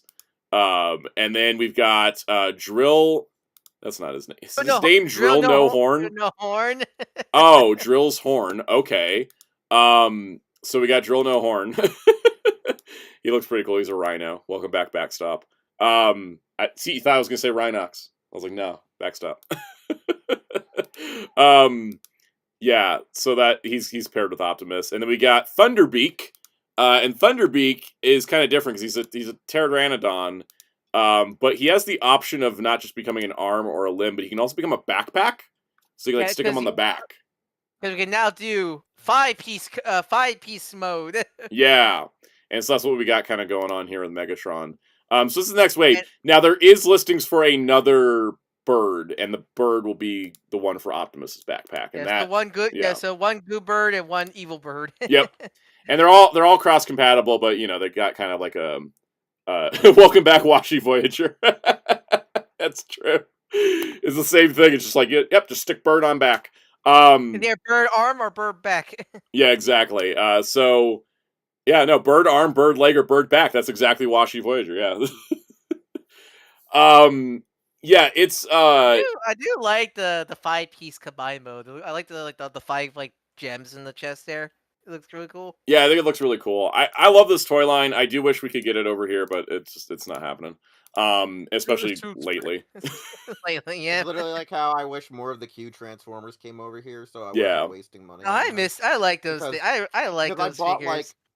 I bought the main 3. I went out of Mm. my way to buy the main 3 of Optimus, Bumblebee, and Lockdown for the shorts. But like, I wanted to get more. I really wanted to like invest and get like more of those. It's because they're meant to be My like da- pocket money figures, but since they yeah, had to be and what was funny imported, too is originally my dad thought they were the stupidest things ever, but then he was like, "I like this," and then like the next thing I know, I had to go and buy another Optimus because he freaking stole it and put it on his side of the room. I was like, "You son of a..." Yeah. But yeah, I think these are great. I And knew the Optimus was yeah. gonna get him because if you got, I don't know if I think I told Soundout this, but this is the thing the chat won't get. My dad doesn't really like, you know what I'm saying? He doesn't really like things because obviously me and my dad have a huge age gap. So for him, he watched shows with me in a sense. So like he would watch Beast Machines with me, but he didn't really like Transformers. My dad, watched Power Rangers with me, and he thought like some episodes were good, some series were good. Like he really liked Mystic Knights of Tyrannog, but like he only liked it because of the well, night yeah, because aesthetic, not the show. because Mystic Knights are here to save the Yeah. day. So the funny thing about it is, so my dad really didn't like I said, he doesn't really like it because, obviously he was like 40 while I'm like 5 or 10, right? So the irony though is the Transformers live action stuff, he was like into. So like there are literal times where I'm like, "Hey dad, what do you got movieverse stuff over there that are like cheap like vehicles?" And I'm like, "Oh, it's because he's partially a car nut mechanic." That's He was like, the first time I heard something like that. I know there's a lot of like parents likes the live action movies a lot. I know this. Also, a lot of them tend to be, it's mostly because it's being live action, it's the crude humor. The other issue that they tend to like is we always tend to forget a lot of our parents, at least from our age range, are from eras where they were like car nuts for most part. Like Ryan, your parents are probably younger than me in Soundout, but it makes more sense. Like even if Soundout's parents probably weren't like nerds themselves, Soundout's dad would probably be like, "Oh, I like the live action movies because I know all these like vehicles that are being featured and stuff." In the similar like, thing where my mom really liked the first live action Smurf movie because you remember reading those yeah, translated it's to kind of like one of Vietnamese those. as a kid. Yeah. Because my dad is like, my dad used to watch a lot of auto shows. So like I said, the joke was I knew he was gonna probably want to get it because it was like the Peter Worth or whatever, the Last Night Optimus design truck. Yeah. Like, I want this stuff over here just because it's stupid. Also, like, here's the funny part. I think it is slightly.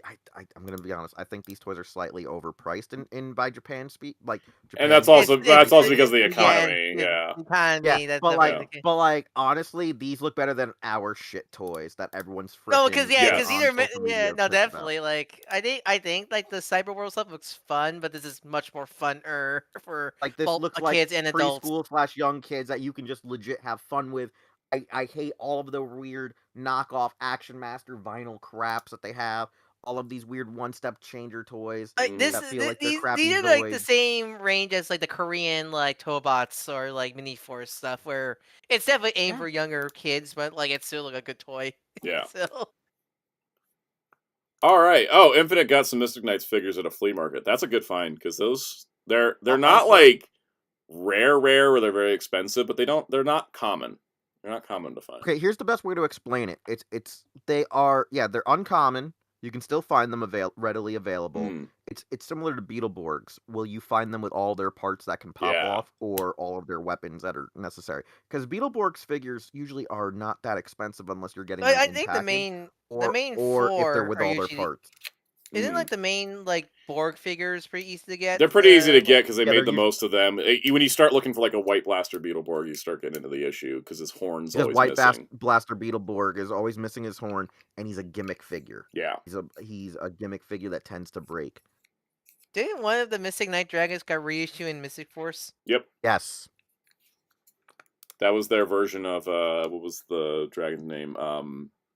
Fireball? Fireball? Fireheart. Fireheart, yeah. They're like, it's Fireheart. I'm like, that's the dragon from Mystic Knights. Thank you very much. Which was wild because that was what Mystic Knights was 99. Mystic Force was 2007. 2006.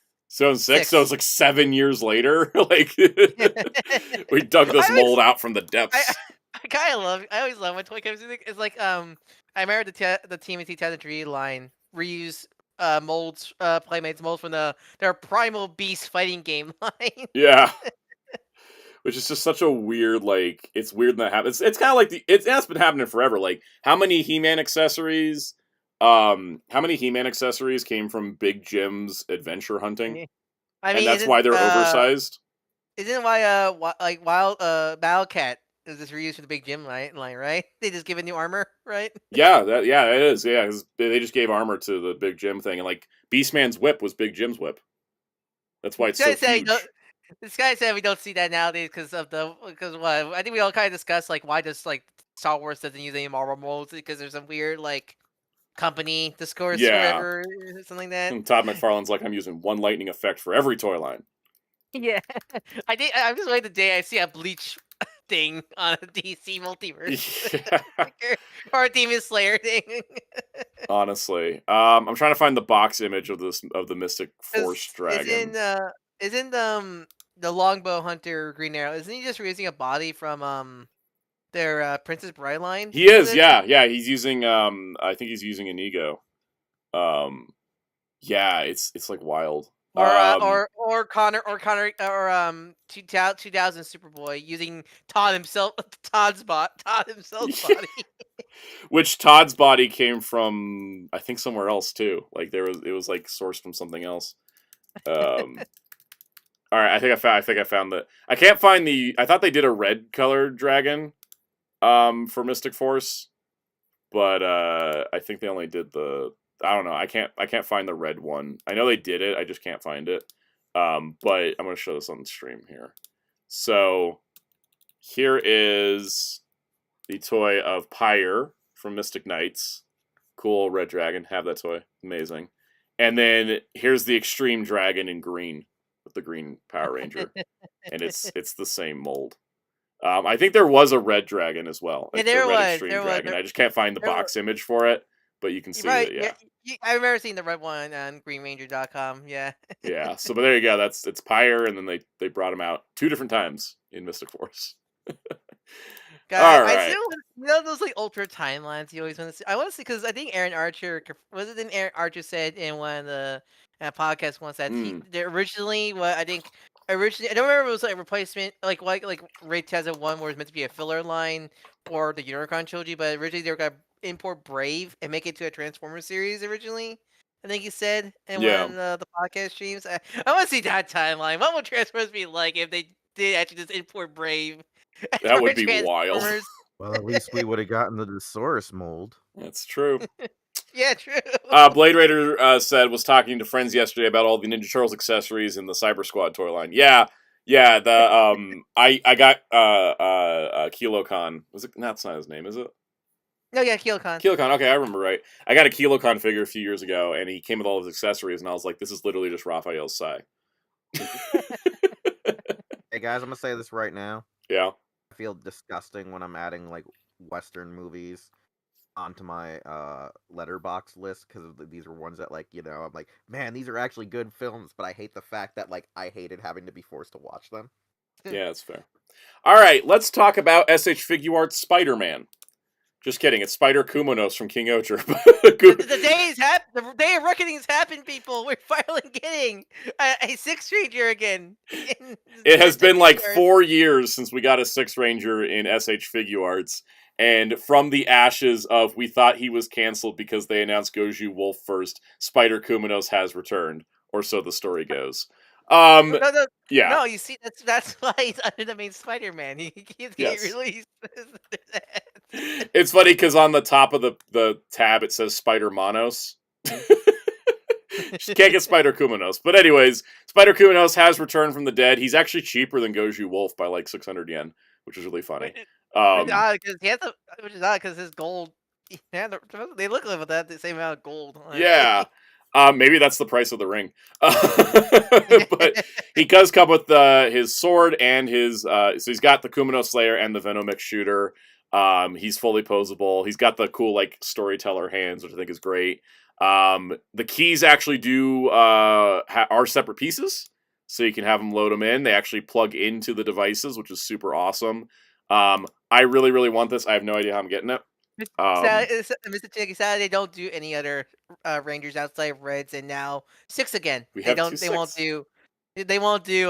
What's the proper name for Butterfly? Papillon Oger. Yeah, they won't do Papillon. I would love to get the rest of King Oger because I've been rewatching the show. I would love if we get all recently. of King Oger and they come with those energy attacks that they had. That'd be cool. Blockies is doing King Oger though soon, so we might have options. I usually Blocky King Oger's kind of like I'm not sure King Oger's like a sort of newer like popular season, but I just noticed it's been getting a lot of. So the interesting part about King Oger is that if you look at the sales data of the toy line, it sold worse than Don Brothers and Boom Boonger. It's like the number 3 Reiwa show toy sales wise, but ratings wise and home video sales wise, it clears the entire Reiwa era. It did the Lupat thing again. Yeah, home video rental was better. And because the home video rental is better, that shows that like while the kid audience maybe was not as keyed in, the adult audience was locked into it. Yeah, that makes sense. I really should go back to it, but from what I've seen, that is the most. This is something I'm interested to go back and watch more. Like that, I don't want to that and Boomuncher, but King Oger is like. I've been rewatching King Oger. Ryan, I'm gonna make a bold statement because Soundout says he's rewatching it. Yes. And I'm gonna make a bold statement. I'm gonna die on this goddamn hill. This is gonna be like the time Keith Justice would make up stuff and we'd meme on him. Get on that hill. But I'm gonna say it. King Oger is the Shinkenger of this era. Mutseki, clip that like so we can use it later. It does feel like that. It does kind of give me the same vibes. I'm sorry, I'm saying it. I'm like that's what I'm saying. I'm saying it because people are gonna say no, he's making. So what you're saying is when they bring back. So what you're saying when Power does come back, they should make Power Rangers Knights. God, Toei was holding that show together with tape and dreams to keep the CG budget together. You think Power Rangers got a chance? No, it'd be like Samurai, where it just race main here, insert new main. Actually, when you think about it, they probably could make a deal to Toei to get the digital assets, so then they could just shoot everything on green screen and then already have the locations. Guys, think about it. Think about it. Maybe it actually is an easier adaptation. Like, I'm going to say this right now. Like, in the parallel of the Shinkenger reference, it's like how Koyuger was during that era. Koyuger had kids and adults. Shinkenger had that same thing going on. We're going to discredit Gokaiger because it's an anniversary series. Everyone's going to go to it. But if you take it for not being, like, a legitimate those are the 3 that people still go are, like, goated. So adding to this, Psychos did mention Spider Kumino's got a memorial changer, and that he's the second of the current of the Reiwa era to get a memorial changer. Didn't Zenkai Two Kaiser got a memorial, and he got a figure art. Dondora Goku didn't get a memorial changer, didn't get a figure art, right? Boon Violet, we've seen the prototype, but haven't seen it materialize yet. So Spider Kumino's definitely is up there. I will say as well, when it comes to King Oger, when I've been rewatching it, it's been really good because I won't say how, but fans have taken the Blu-ray edition of the show, the Blu-ray video transfer, and then did they do the anime? But they do with anime nowadays. It actually approved. Yes, they did. Some of it could just be because the Blu-ray video source is a higher resolution than the digital streaming source and the TV rip. But I can tell that they went and corrected some of the VFX errors because there was the one episode that looked really rough was the first episode in the Kingdom of Tofu, and they're in. Do you guys remember the one episode where you could actually see the screen of the set for the green screen or whatever? They fixed that. The one where the attack clipped through the wall. Yes, and the shot where like Himino's head was cut off because the framing was wrong. They fixed that too. In Kaguragi's throne room, the first time they were there, Himino's wig, which was blonde at the time, kept getting lost in the background, and they actually fixed it on the Blu-ray. So if you haven't That's watched King Odra, go seek out the Blu-ray video source version because it looks beautiful. It really did. They did. It was very minor tweaks, but it was just to clean up the show because they had more time to work on it, and it looks great. That's good to hear. Also, fun fact: we just got to the Spider Kuminos debut, and then like a couple days later, they announced the figure art. So you're welcome, everybody. Also, What am I doing? I say, I kind of forget, man, because I wasn't paying attention to King Arthur, but I actually really did forget how much I actually do like Kiminos' design. It really does kind of give me Yes. Operate Killer. It honestly really gives me Operate Killer vibes, and that's a good thing and such. Mm-hmm. So I feel bad for the suit actor. God forbid that helmet might be a pain to see through. Yeah, no, definitely, but they do great work in the show. So I'm gonna find a way to get this, but I think I'm kind of in the point. It's not coming out till February of next year. Wow. Oh, that's wow. That's because most. I mean, it's kind of nice wild. because we've been swamped with so much. Here's the thing: we've been swamped with so much figures. It's kind of Yeah. nice to have one that's like not releasing this year. I'm gonna roll the dice and hit up the secondary market once it comes out. I'm not gonna try to secure a pre-order right now because everything's kind of chaotic as to like what can ship where and what can go there. So I kind of don't want to put money down on things. So yeah, we'll see. Sly Rocker, I've done rankings for Sentai and Ultraman before, and I haven't done Kamen Rider because I want to finish the last 4 Kamen Rider shows, which I've been saying that for like 4 years. I need to just like get on that. But I do want to kind of update those rankings at some point. All right. I'm just glad Soundout couldn't talk me into what he wanted to do last night, and I said no. What was I trying to do? Oh, tried to get me to watch Fives with you, and I said no. Yeah. Nah, we're not doing that. And then you asked how far I got, and I was like, I got to episode 20. You're like, that's farther than I think you would have ever gotten before, and I was like, yeah. Yeah, because it's always 8 and 9 you stop at. Yep.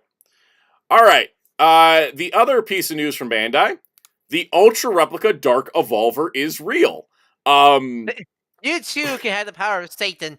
Yeah, so this is the dark transformation device for the evil toilet roller. Yes, the evil toilet roller. So when we had gotten the Ultra Replica 20th anniversary edition of the Evolt thruster and then the blast shot, which they forgot about, I'm convinced they actually forgot, and they went to make this, and they were like, "Oh crap, we forgot to put that blast shot up." They went and put that up because it just came so late. They all have voice lines that interact between the 3 devices, but there was never a prior Ultra Replica Dark Evolver. So the other 2 had prior versions, and then the 20th anniversary ones were updated. The Dark Evolver has not had a toy that matched the show design ever. So this is brand new, which is also probably why it's 13,200 yen. Yep. Yeah. So it's really cool. It's a complete revamp, completely new mold. Doesn't reuse anything from the original toy. It's going after the prop design because the toys back then didn't always look exactly like the props. And you can combine the audio with the other 2 things to do the whole thing. I don't know what month it ships in. I feel like it should be on this page, but it doesn't say. But it does give you sounds for Dark Mephisto, Dark Mephisto Y, Dark Faust, and Dark Zagi. So. I see 2 dates. I can't translate them, but like I see because reservations open May 2nd, they close July 14th, but I don't know what the ship date is. But it is a full scale now. It's not shrunk down like the old one. Let me just go to. I'll just go to the other page here. I'll figure it out. This in the Amazon belt. I just can't see as the evil toilet roller. Yeah. I don't know what the release date is. Someone in the chat, go for it. But I got no clue. But yeah, it's pretty cool. They're making it. I'm probably not gonna buy it, but it's awesome. Is this our first evil ultra device we got? Minus the dark ring, and the fact that Jade Riser does dark sounds. Yeah, it's a separate like a separate item like this. And it's not. Yeah, it's not a repaint. Yeah, I think this is like the first one, right, Wheels? Yeah, because like What's it's up? like. This is our first Dark Ultra device, right? Like that's a new mold. No. Yeah. Wait. Okay. New mold. Because we know Dark Ring and the Dark Tiga Spark Lens and Chimera Spark Lens, but those are like retools, right? So. Yep. No, you're correct. You're correct because this one was like its own thing, kind of. I mean, it's still similar. Because I want to get now because they made this. I need to get the Ultra, Nexus one. I'm like, damn it. Because there's like this, like Treyarch's mask. There's probably some other evil like devices. Or bring Neo. Yeah. Did they ever the dark version of the Ginga Spark for Ultra Replica? I don't think they did for Ultra Replica. Oh, that's odd. Because They never did Ultra Epica Victory, so It's so weird. yeah. November, Psychos. Thank you. November's when it comes out. It looks great. We'll see how the aftermarket rolls on this one because hmm All I know is like once I get it, the version that I prefer of Henshining, my favorite version is actually what is it? Nagi's version.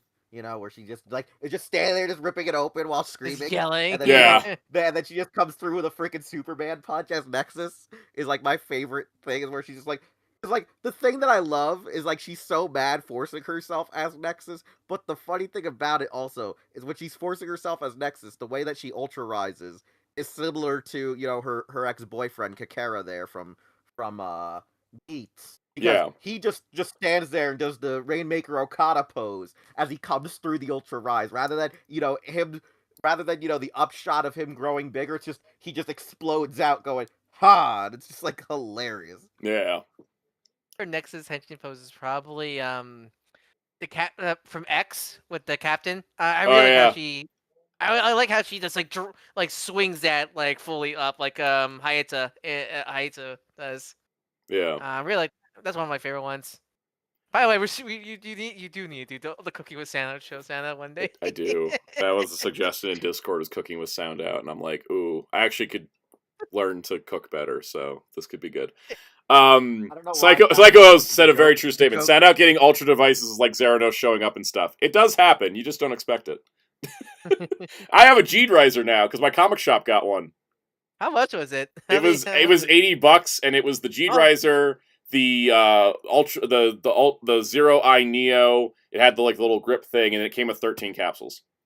Like because I think you have Okay, pretty much the best way to explain it is it came with pretty much everything the base set had. Yep. I believe, plus the Ultra Eye Neo. I'd have to relook at the image. And then need it some came with some extra- extra ones because it had like Kaiser Belial. It had a special one that Orb. was like 0 and 7, and then X and you had the Orb. orb. I think you had no, basically orbs, especially Superion. Yes, not Basium not Hyperion normal. Orb, and then Mega X. X. Yeah, it did have all the Zero Beyond stuff though, which was great, and that's why I was like, sure, $80, let's do it. Yeah, that's a steal. Yeah, that was like cool. I got a G-Riser now. Yeah, it's pretty cool. All right, let's do the last news topic. Star Wars, all about Star Wars. The best toy news out of Star Wars May the 4th was the thing that's not available anymore, which is the Star Speeder. But for Hasbro stuff, they had a little stream. So Jing and Emily were doing the stream here. Just kind of they recapped some of the stuff they'd already shown at Celebration, and then they went into some new stuff. That's still Celebration. They really talked about this bantha a lot. We've kind of talked about that. Fuzzy. There's a 3-pack of troopers, one from each of the original movies. So you got a snow trooper, a sand trooper, and a scout trooper. Yeah, the bantha's really fuzzy, which is nice because I don't know how you do it in plastic, anyways. I'm so surprised more army builder don't make more 3-packs like this because it's just like the perfect army builder pack. Yeah, you think they would? Yeah, Star Wars especially. There's a new stormtrooper coming out for Vintage Collection. You can tell I'm going through this because I have very little interest. It looks cool. This new Ben Kenobi for Vintage Collection looks really nice. I think it's got a good likeness to him. Cloth robe and cloth skirt, which is also pretty nice too. Which looks pretty good. I don't know what's about the Star Wars Hasbro's cloth, but like I see this cloth skirt on Ben Kenobi. He looks less of a Jedi Master, more of like an old lady grandma. It's because there's no edging to the Yeah. fabric. It's just cut straight from the edge. There's no like stitching to stitch it together, so it looks really so those are the Vintage Collection reveals. They also revealed this Kenner styled 4-pack Cardboard of the Cantina aliens with a cardboard backdrop. And they're good. The cardboard's good. The cardboard's a bonus. I was worried they make you pay $40 for. Yeah, you're not paying for the cardboard. The cardboard is a bonus with this 4-pack, but they're repaints to look like the vintage Kenner toys. So that's the kind Okay, of vibe. how do you guys feel about like when they do like cardboard displays of this or like play in places? How do you guys feel about like having them put characters in the background as part of the cardboard? Because I don't like that at all. It kind of Because it limits your your playability options. Like, yeah, what if you want to put that figure in the background? yeah, Yeah. I hate that with the Mutant Mayhem playset. I hate they put all the villains on there. It's like, no, Mhm. don't do that. It's gonna make scenes look awkward and such. Oh, that's a good question. Anyway, What is the price on this set? Let's go on Pulse right now. Find out. Because I'm sure they put it up already. It said May the 4th, so it should be up already. That set is $65. 65. Ugh. That's because vintage collection figures are like 17. Yeah. Yeah. Anyways, for Black Series, they recapped the stuff we've already seen and talked about. They did confirm, like, they did show Chewie better. He does have butterfly shoulders. They did improve the articulation. So Oh, that's nice. Is this their first Star Wars with butterflies, no, or they've had him on some other figures before. The Chewie just looks so much similar to the original one, but it is improved and upgraded. So I was glad to see that because you can kind of see they showed the CAD models and kind of showed where the joint cuts are, which is pretty neat. There's a Shore Trooper and Death Trooper 2-pack, which had already like leaked or was on display or something. They're like, it's a new reveal. I'm like, no, it's not. I've been looking at this thing for a while. I don't even collect the line heavily, and I already know this thing's been a while. the Death Trooper probably some of the best newer Stormtroopers they made in the modern era. I always like the Death Yeah. Troopers design. I love Then that thing. what was the ones in Mando finale? The Mando finale, was it the Vader? What are they called again? The Vader Troopers or The Dark Troopers? Dark Troopers? Yeah, the Yeah. big bulky dudes. I like those. Those too, guys are also.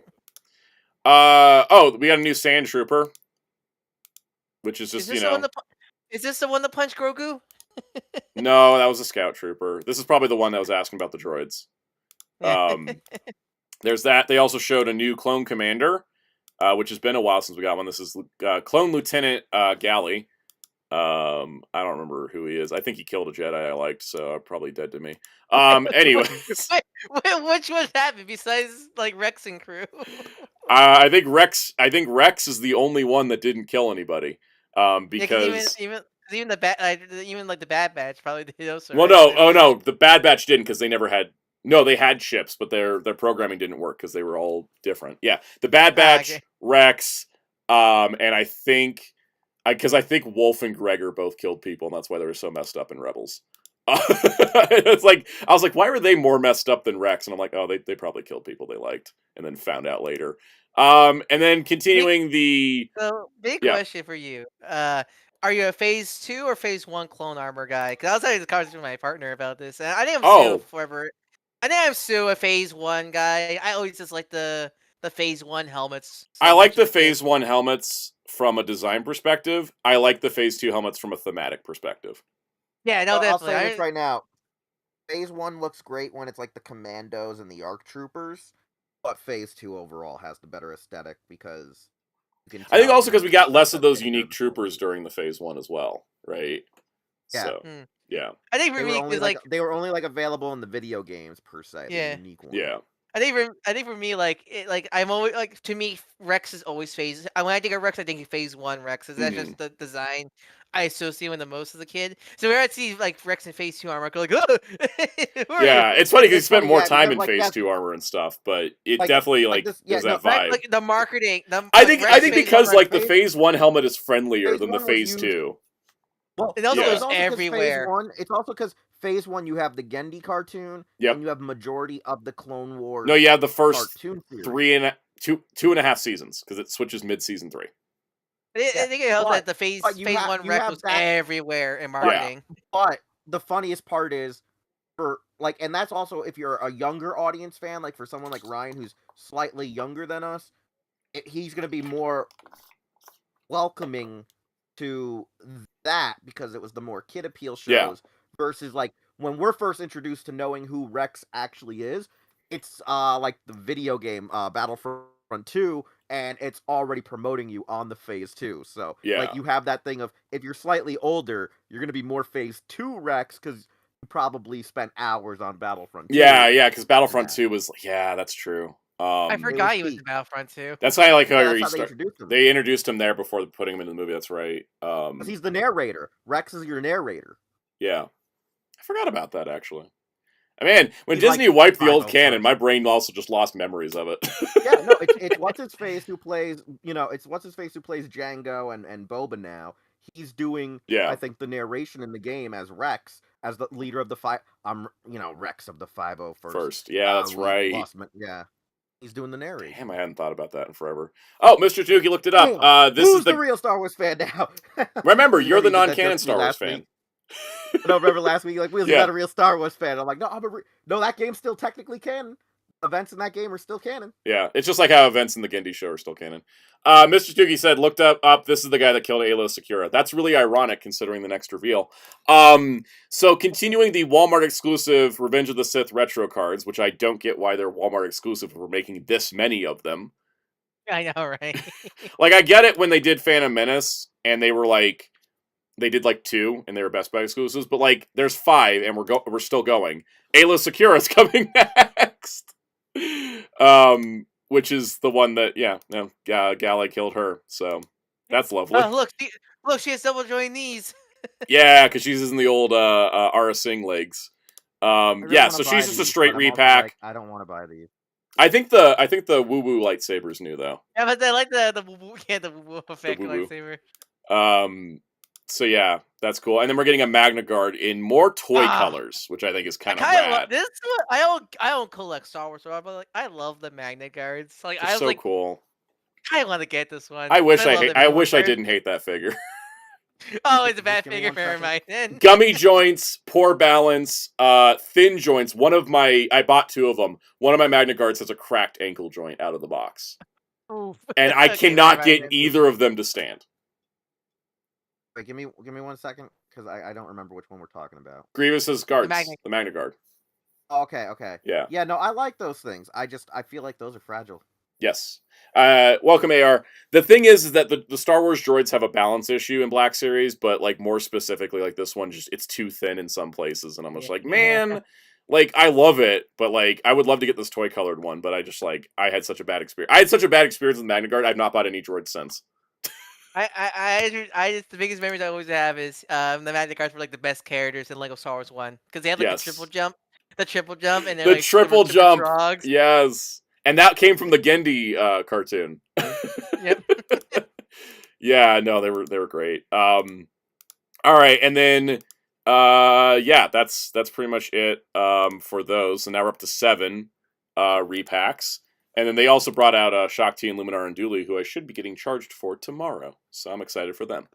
Because I'm still getting my prequel Jedi, even though I kind of hate Black Series as a whole. I'm still getting my prequel Jedi. My brain is like you. It's like go back and get these guys. Also, my brain. You've gotten only like Qui-Gon, Dooku. My brain's like, yeah, we don't need the other Jedi. And my other brain, kid me who always wanted good figures of them is like, but Star Wars though. And adult me is beating kid me in my brain, and I'm literally seeing him beat a child. Adult me was watching the celebration reveals going, I should sell all my Black Series and invest in vintage collection. And then rational me came in and slapped adult me out of the way and said, no. So now I'm just going to get my prequel Jedi. Like kid me, the only thing kid me wants is still an actual Republic gunship for my clone figures from the old vintage series, 3 point. I'm like, I need a clone ship. I need a literal Republic clone gunship. I need that. I will fight somebody, They just need to make a new one already. They really do. And what they need to do is, if they really want me to buy it, I'm going to say this right now, make sure you do like the Attack on Coruscant pack with it, so you can upcharge it even more and piss me off, but give me a whole set of I need 4 pilots. No, I need 4 gunners for the turrets, 2 pilots for the actual thing, and give me like actual 7 troopers to be inside with 1 clone commander. Yes. That would be fantastic. My comic shop has a Republic. I'll get stupider. They have a Republic gunship at my comic shop, and it's $200 because it's complete. Yeah, that's the problem too. Yeah. They're upcharging on these. But here's the thing: I'll go crazier. Do a Haslab version of it, right? Mm-hmm. Where it's the actual, it carries the AT-AT, so you get an AT-AT.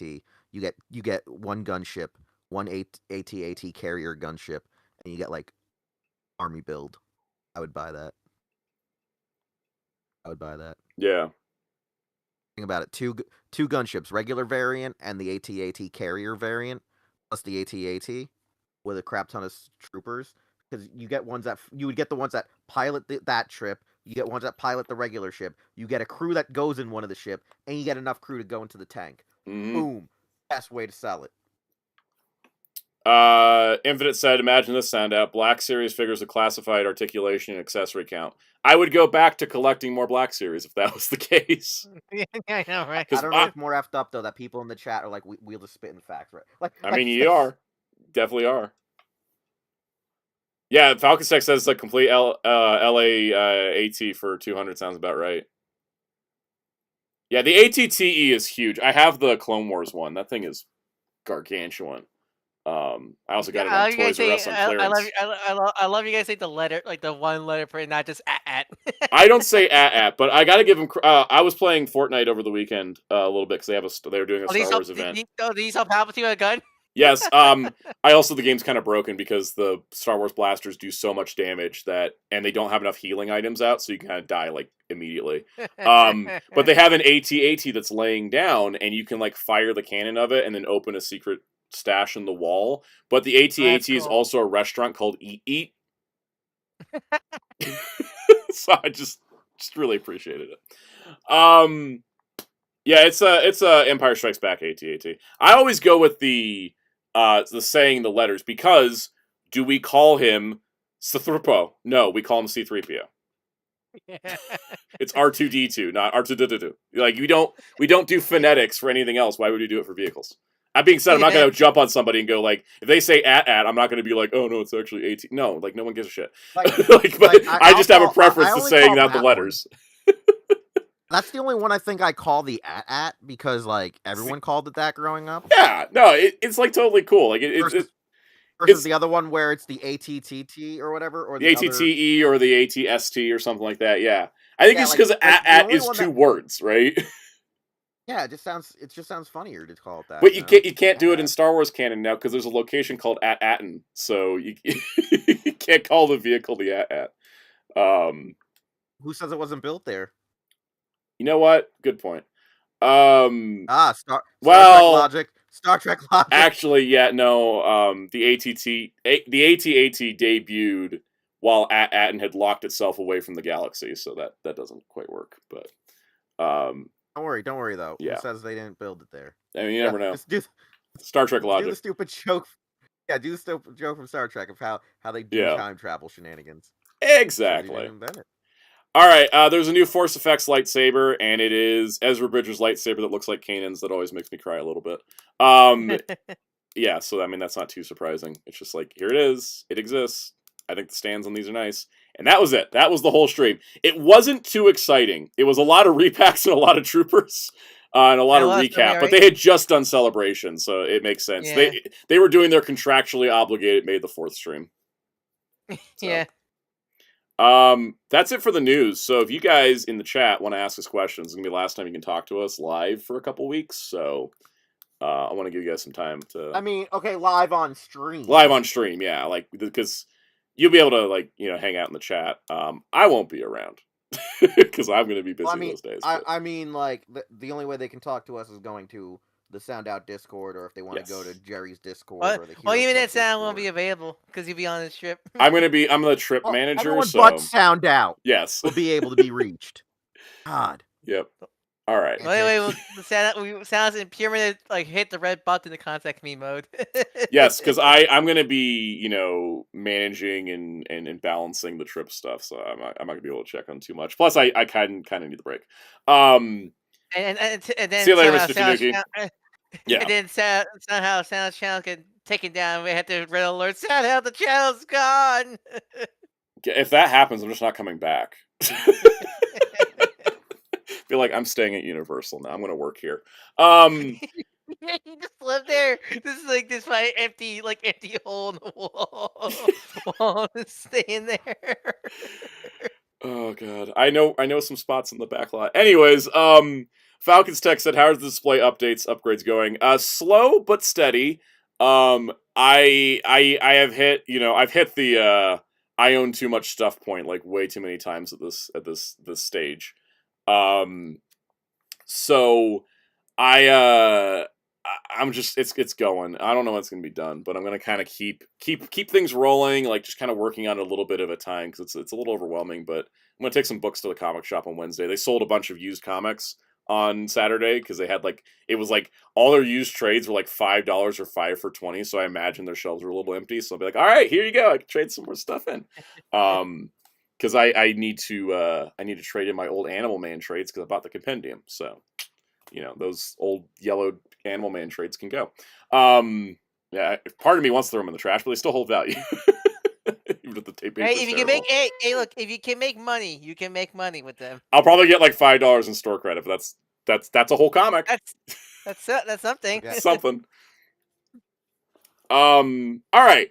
Let's see. Mutegi says recent Gojuju episode supports logic of 100 men versus one silverback gorilla. I haven't seen it, so I'll let you know later. SSJ4 Jason, which is more likely for a real grade, Goof or Cubelay? I think the Goof because you can do more variations of it. Goof is already pre-tooled by taking Zaku parts. Exactly. Cubelay is just a lot more complicated. People have been a bit eye on the Goof recently now. Yeah. AR says, what's your thoughts on GameStop Canada being sold? I don't have any because I didn't even know that was a thing happening. He's not from Canada. Not from Canada. I have family in Canada. They didn't call me and go, GameStop's being sold. What do I do? Because my family doesn't call me. Anyways, if anyone from my family is out there, it's always our problem. Blade Raider, data versus data applies because he's alive and droids aren't that different from him. Vehicles aren't, so they don't have to have a preference how you say their name. That is a true statement. That is very true. Don't let Christine from Stephen King's Christine hear that. Yes. Kmaster653 says, have you collected any Gojuju toys yet? Technically no, but I did pre-order Goju Wolf figure art, so I do technically have something on order. And I pre-ordered the rings for Black and Green on Big Bad. Because just in case, because they didn't put up the blue and yellow set, but I was like, I think the ring packs are getting harder to get. And also those are the two asshole ones. Yeah, I like Green and Black a lot. They had the recent Gojuju episode that was like about Green and Black getting trapped in a Showa simulation by the monster and all that. That was like my favorite episode of the whole show. I loved it. I love those two characters. So I was like, I want to at least get their rings. So I ordered that, but I haven't bought anything else yet because it's just all the tariffs and the shipping problems and I'm just like, I'll just deal with it later. Spider-Verse Prime, do you think Legacy G1 Breakdown will get reissued? I don't think it will, but it should. Because how many people missed out on that? Don't even start. Don't. I swear to God, I will burn Hasbro down. Yeah. Getting real tired of this shit. LVH mentioned. I mean, this is irrelevant for us. What is your guys' best most for Skype use of Skype? Because Skype finally closed down today. It did. I think we've all moved over to Discord now. But any Skype? I converted at least to Microsoft Teams. I did that. Oh, moments on Skype. Oh, I just realized what that was. Yeah. You two have a lot more fun memories to talk about. I mean, how many 3 a.m. Skype calls did we do, Wheels, over the years? Oh, what was the best one? When we were on a Skype call so long, someone woke up the next day and then came into the call and was like, you guys are still here? Yeah. Okay, so if I recall, that one was Metal or Darkon. They were like, oh god, you guys are still here. And it was, one was that. The other infamous one was the one where we were all actually asleep with the Skype call on, waiting for SDCC exclusives, back when it was Hasbro store. Oh yeah, Hasbro Toy Shop. They would never tell you when the SDCC exclusives were going up, and they'd sell out quick, so you just had to camp. Soundout would take turns. Yeah. And we would take turns, so at one point we were all just sleeping with the Skype call on in front of our keyboards, and it was me, I think I was about to end my shift watching, and I was like, guys, I'm about to go to sleep for a while. And literally, Soundout's like, oh shit, it's now! So me and Soundout are going nuts, ordering Bruticus, and he was ordering something else. I forget. What did you get that year for Bruticus? Everybody was going after Bruticus. I didn't care about Bruticus. I wanted Zombie Cliff Jumper. Yeah, you wanted Zombie Cliff. Yeah. No, I went for Bruticus. Darkon went for, I think, Zombie and Bruticus, and yeah. But no, that was a good one. There was the infamous one where, like there's like so many times Soundout fell asleep in the call. Yep. There's my favorite was the time we're talking about Young Justice and toys being announced, and someone made a custom Static Shock figure, and Soundout literally like flipped his chair and Because himself all the way over because I thought it was because he thought it real. was real. Yeah. And he lost his effing mind thinking it was canceled. And like, oh my god, he went on a huge rant. It was the funniest shit ever. Mhm. What's the other good one? There was the time that one YouTuber tried to get me super canceled by saying that I was like a super hateful person. And when I mean hateful, like, like racially and religiously, and so everyone had to get on to find out what was going on, and like Soundout's there, Mhm. our friend David from back in the day, our friend Metal, and all the guys at Raijo Nihon, and they're like, "Hey, yo, dude, why'd you say those horrible things?" And I immediately go, "Wait, who are you all talking about?" And then everyone just stopped and had the record scratch moment going, "Wait, Wheels isn't the guy." And who the like that was one of the best Yeah. moments ever where like I'm getting like dragged into this super call saying that I did all of this stuff on a stream that I didn't even know was happening, like as a chat member under like a fake name. And I'm literally like, who are these people? I'm meeting you guys for the first time. Yeah. And everyone's like, oh, because like even Metal and Sound are like, Wheels never met these guys. The only one he Mm. knows here is XYZ. And they were like, oh crap, that was like the funniest shit ever. Where I'm just coming in like completely unaware why like I'm getting like I'm thinking like a group call's going on, like, oh hey, we're doing a podcast. Hi There's a everybody. controversy And around they're this like, person. Said person. What controversy? What happened? Yeah, you got stuck in a smear campaign. That's basically what yeah, happened. Yeah. it was like the funniest shit ever because I'm like wondering why everyone's calling me, and Mm. like Metal and Sad are like, Wheels, you need to get in the call. Like you need to get. I'm like, why? What's going on? And I'm like, who's this person? And they're like, this is my wife. And I'm like, you have a wife? Congratulations. Since when? And they're like, oh geez, this is not our guy. Welcome, Common Greatest funniest JoJo. story ever. It also was how a Yeah. certain YouTuber got their career killed because they found out it was them. Yep. All right. MJ Klein asked, "Did you get any of the Ultraman cards yet?" The only ones I've gotten are the ones that come free with the Blu-rays. And also, I heard from a couple people. I know it came up in the chat earlier.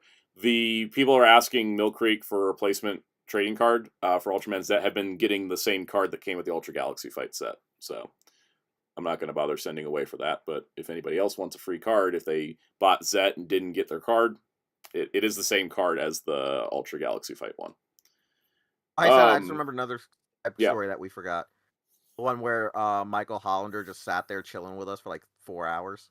That was pretty after the great. interview. We interviewed him for like what, 2, and then he just hung out with us after. Yeah, he just hung out. Yeah. He was just like, we were just like talking about like video games and movies. Mm-hmm. Let's see. I know you weren't there for that one. Dore Kraus did the same thing.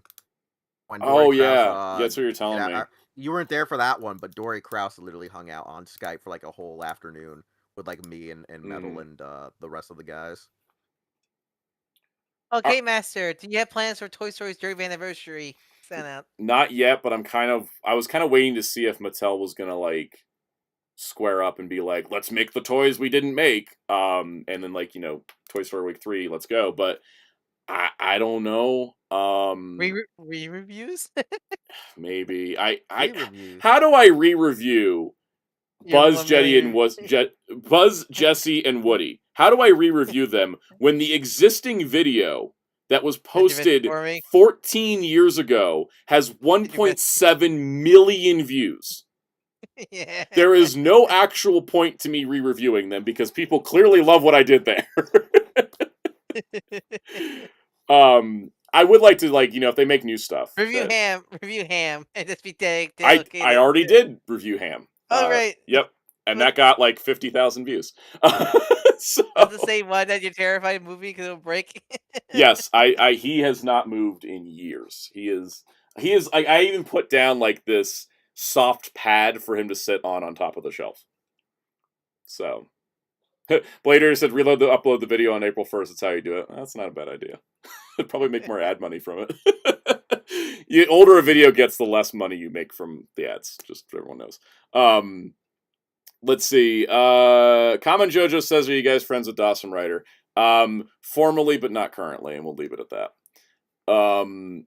Let's see. Is there anything? Muteki says, "Sound saw the future and knew we'd get a better Bruticus." I mean, at the time, I was like, "I'll just get the retail one. I don't need like the game accurate one they had." I just wanted my zombie clip jumper. I mean, you made a good thing because that Fall Sergeant Bruticus does not hold up at all. Nope. No, it doesn't. No, it doesn't. Mass Radiant is excited I'm about to be honest, Sun and Moon getting a I'm DVD. probably gonna sell that SDCC set and the add-on kit as just for the completionists who. Well, want it, hey, we at as least soon- know that as soon a as they backup announce, plan. We know a backup plan for Series Gamer Edition. Release the Bruticus. Yeah. Like if they release, this is the thing. I'm gonna say this right now, and this is maybe gonna be slightly controversial. I hope to God when they do it, they don't use the skeletal system, and they just do like a I hope combiner you ward could do a upgrade. skeletal. Like just rebuild it as a like, because the only parts that in quotation needed a skeleton technically was just the arms, and I feel like you could get away with by saying, oh, just make every character a Voyager class and we're good. I mean, people wouldn't like that, but just make all 5 parts of Voyager class. Give like maybe some extra weapon accessories to help fix Vortex and Blast Off, and you're good. That's just me. Skeletal system makes sense for the blocky dudes like the G1 guys, but I think I don't think the skeletal system can really work well. Like your. Like, I just don't want it. I'm not a fan of I'm not really a fan of the skeletal system outside of Menasor so far. AR had a great idea for a video for Toy Story, and I will most likely do this one because this sounds great. What about talking about all the releases of the Toy Story movies that are out there? Like the Blu-rays and DVDs. Home video history Toy Story. Brilliant. Love it. Yeah, because I grew up with the 10th anniversary DVD of the Toy Story 1. That was a great DVD. I think I still have my original, like the original Toy Story 2 DVD, the silver one. Silver cover one. I remember still having that as a kid. I got several releases. That would actually be really, really fun to look into. That'll be fun. I put it down the list. I'll figure out a time to do it this year. A question about speaking of that. Like, do you dress Jack as Sandy Claus for Christmas? I always intend to, and then I always forget because when he's like, in the video, I was just showing the bust. On my shelf, I have a plastic bag over him to keep him like dirt free. But I also put my Jack Skellington Mickey ears that I bought on top of his head and then put the bag over it. So if I put the Santa hat on him, the Mickey ears have to go somewhere else. So that's why I think I always forget to do it. Do you display all your heads together like they're at like a meeting or something like that? No, mostly because I just don't have the room. They're huge. The thing I don't think it conveyed as much in the video how big those things are. I want someone to make like the Futurama, like the Hall of Heads, Castle of Heads, with all those sets. Or like the Pinky and Brain episode where they were in the future and it was like Bill and Hillary Clinton were in charge of the planet and they were just floating heads in jars and they just like just like hitting the nuke button. Is that better or worse future than where we currently live in? I don't know anymore. I need to rewatch that episode and figure it out. But yeah, no. So like the heads are all kind of in different spots. Like the apes one stays in its box. The Jack one's out on display. The Endo skull is in its box. Where do you keep the ape head? Feels like you need to keep it somewhere safe, or else it's gonna shed. Yeah, no. It's what I do is I pulled it out for that video, right? Like I pulled it out for the apes video last year. That was the first time it'd been out of its box in like 20 years. So then I put it back into the styrofoam, taped it back closed, put it back in its inner box and its outer box, and it's just like stayed like that. The last time I opened it was actually when I put the discs back in after I'd watched the live action TV show. K-Master, what's a Power Rangers? Let's just keep it Power Rangers so we don't have a unlimited 6 Ranger mech you like the most. So let's specifically just use the Power Rangers ones. Be sure Sentai, because there's a limit. Sentai, because if it was Sentai, I'd say Tarantula Knight for Spider Kumanos.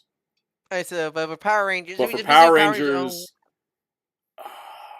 I think it was. I guess it was put specific the 6 rate, like the official 6 rate of Yeah. the teams, and not like Centaurus, Wolf, Megazord, and stuff Right. like I would that. say I really like the Solar Streak Megazord. Yeah, the Solar Streak is great. I You really like like the that Solar one? Streak. It's either the Solar Streak Megazord, maybe the Terra Charge Megazord. I I really like. think for me, I think Yeah. I love the Stegozord from Down and Under hmm Operate. That Love one's that one. yeah, that one's really good too. I also really like and this is very much like nostalgic bias, but like the Solar Max Megazord for Defender Titanium. Torozord, Zeltrax. That's a great answer. Oh, I love that one. Oh, that one's Oh, another great. yeah. Max Zorzor, I remember it a lot as a kid because Mm. I grew up watching the Cobra because I had the VHS the Oh, the VHS like Titanium movie. VHS. Yeah. Yeah, I watched that so much as a kid, and I love the the Max Zorzord and the Omega the Mm. Max Zorzord was the combination, right? I love those Yeah. a lot. I'm I trying to think the think I because think that the I Solar Zord for me, I like the toy a lot because of the cross compatibility between all the different it can pull the train into space, it can connect with the main mecha. Like I really like that kind of stuff. so Mm. I have a weird Mm. thing because like for me I love original like Dragon Zord and White Tiger Zord because of their battle modes per se. Have you how you have Kiba Dio for the what is it Tiger Thunder Megazord, or you have Mm. Mega Tegazord for the Megazord Dragon Zord Megazord mode. Like I like that aesthetic because it just has playability about it. But like when I'm thinking Six Ranger mechas, I also like Zeltrax said, Defender Torazord, and for me, I think what made Defender Torazord great was when I finally got the Japanese exclusive Lights of Ginga attachment to give him the axe, because that axe I thought was cooler than his little baton blade dagger staff. Mm. Like I think the Solar Zord's one of the one of the other best toys because it becomes battle armor. It pulls the train like Soundout says. It's a cool concept. Another great Six Ranger mecha that I'm surprised no one talked about is the Ebizord. The freaking Oh, Claw the Zord. claw It's like mega. Oh, Oh, yeah, that the thing was claw. it's Yeah, like one that of the cool. cooler Yeah, things that. because it has I the had four the modes by Yeah. spinning yeah, the I disc. had I remember I got that for Christmas, the Mm. BOA version. I love that toy as a kid. Kaiji 1954. Any other robots slash mecha you like to see return Gozuger? Live Robo. I just want another Live Robo toy, and if it shows up in the show, it's gonna get a toy. So Live Robo. I mean, Um, that one probably won't be that horrible in the Robo Yeah, if they universe. put it out in Robo Universe, it's not gonna look too bad. I because he's Mr. Block. Oh God, what did they make Live Boxer in Robo Universe, and it actually looks like the suit instead of the toy? Yeah, If you guys have never seen like Live Boxer, we all know is a chunky lad, right? Because of he's a, the toy. fat boy. Yeah, like if you go look at Live Boxer and you look at the toy, um, this is the SMP, but close enough. If you look at the toy of Light Boxer, like there he is, right? He's huge because he has to become shoulder pads and leg guards for Super Live Robo. But in the show, he's kind of skinny. He's just a normal person sized, and I kind of want a toy of him that It's looks like like it's looks like like it. it's like Delta Command base where Yeah, the toy okay, he's a fat boy, but like in the show he's actually slim. yeah, exactly. you know what I hate? Hey, Also, look, your hey, Also video. hate. look at that! My video on the Live Boxer mini plot. Do you know what I also hate? And you guys are gonna agree with me. Mm. I hate the mass shifting of the Super Train Megazord because Oh the yeah, Oh Super where he goes from yeah, Megazord like on its debut, rectangle, because where he goes from yeah, on its rectangles to like dude. yeah, because when mm. you watch his debut, they purposely say he's huge, but then in later episodes, they're just like, oh, he's just about a foot taller than the other Zords. I Yeah. hated that weird where they would make it like him standing far away to make him look like he's actually giant with the Mm-hmm. actual mass that's supposed to have, but then they're like, no, now he's just a head It's not taller like than the other it's not like Zords Delta for Command group where like fights. Delta Command's always big no matter Yeah. Yeah, they at least green screen it Yeah. Yeah, exactly. but with Super That Train, I it's hated like, that. Oh, oh yeah. you guys want to Mm-hmm. hear a funny thing? Do you know what one of my actual favorite mechas are because of actual nostalgia for Six Ranger? What's No, that? Pyramidas. Oh yeah. yeah. Oh, that's a good It's one. like one of the dumbest toys, one of the dumbest things. But the reason why, for me, right, for the full nostalgia, right, Zeo is really like my full MMPR phase. Like while I did grow up with MMPR, Zeo's like that one where like I was old enough where you can Mm. remember almost all the episodes when it was on, as you got older. I had like all the toys. It wasn't hard to get a hold of. Like I was a little too young, so my parents didn't get me certain Zords because they thought I would choke on things. But like, and also the first 2 seasons were hard as hell. Where season 3 was a little bit more accessible, right? Yeah. But like Zeo was the one from the start where it's like I could get everything and not be sad that I missed out, kind of thing. So that was my first real Ultra Zord because I couldn't get Titanus, couldn't get Tor. Hell, as a kid, I didn't think they made Tor because he was so big and barely used. That when I got a Tor as a hand me down, I was like shocked that it existed. But yeah, no, like it legit nostalgia, like that kid vibe. Pure Yeah. Midas out, like clears everything for me. Let's see. Blade Raider says, I want a Super Sentai documentary named Rectangle to Dude. It's just about Second mecha. was the day. Second was the day I got my BOA Battle Fleet, and you had me trying to put the BOA Trimax on it. My parents just questioned everything. I tried to do the same thing because I didn't know there was it was the different mold. My favorite was when I think what was it? I think Linear Ranger found out the hard way or somebody else and like made a huge blog post. It could have been Linear, but it was probably somebody Linear. else, but I Linear Ranger remember did a them- lot of posts back in those days. But I remember remember them like warning people about that. Don't Yeah. get the I American still one. have memory like that. It's like I remember. Do you guys remember like the back when BOA did those like Micro Zords Yep. toys? I owned for Operation Overdrive. There was a set where it was the shovel, the mixer, the crane, and the drill, just the four of them, and they get to Yeah. form their own Megazord for the Micro version. And I just thought that was just a Megazord in the show. That was like a show. Yeah. But I tried out later. No, that's just a thing only the Micro toys can do. I was like, what? My favorite is how the Micro toys were like Yeah. really good. Yeah, and no, then they the were really Bandai fun. America Deluxe ones were horrible. There was a Yeah, 'cause couple it- Pixar comments I wanted to circle back to. Mass Radiant says, as much as I love the Toy Story franchise, let it die. I saw someone post on, I think it was Blue Sky. Somebody posted a clip from one of the Toy Story like shorts, and they said, they could just keep making these Toy Story shorts and these specials every once in a while instead of a full movie, and Yeah, it would no, just 'cause I keep it really going, and it would be better. yeah. And I 'Cause agree. I really love Toy Story Terror and the Christmas one, the Battlezard one. I really love those. I really love that one short where like Rex accidentally has like overflows Bubble the Pap- tub. the Bubble Pat Party. The Bubble Bath Party, yeah, that was great. My favorite one was the small fry one where Buzz gets stuck at a fast food Yeah. Happy Meal joint place. Yeah, I think those are great. If they just release those periodically, I feel like that would just do the same work that a big movie does, And I think it would keep the integrity of the series a little bit stronger. Common Jojo says, do you guys like the Cars movies? I think Cars 2 is overrated. I've only seen the first two, and I thought the first one was great, and I thought the second one was okay. I thought the second one's like it's insanely dark. Like the first 5 minutes of that movie is insanely dark. I know. Like the Cars. When they put the car in the trash compactor, it's like, oh my god. I know, because the thing, since like Cars 2, like I don't have any strong opinions of the Cars film. I don't hate them, but I don't love them. But like Cars 2, because since it's a spy parody film. But like this thing is, even though Cars is meant for a more younger audience compared to other Pixar works, Cars 2 is grim. It's so funny because like the Mater story is just like, oh, I'm just Mater, it's all great, and then like the British story is like, people are dying everywhere around us, we must stop this threat. Cars get blown up. Like, hey, yeah, guys. I know, they have like missiles loaded in them. I'm just like, oh, overhated. Okay, yeah, no, I think it is a little overhated. It's not terrible. It's just it's just got this fun. I think that was the dichotomy they were going for, but it's kind of a funny movie. I recently re-listened to the ending credits song from that movie because I didn't realize the British singer they tapped for it was Robbie Williams. Apple Music's been fun. I've just been getting like music thrown at me, and I'm like, oh, this is cool. I mean, like, I want to talk about Pixar. I have no comment on Cars really because I'm one of the overhaters because I think it's I didn't really. You know what's the best thing the Cars franchise ever produced? Carlin. The toys. Carlin I mean, the and Mater are toys. the best part. Oh, yeah. But you know what's the best thing the Cars franchise ever made?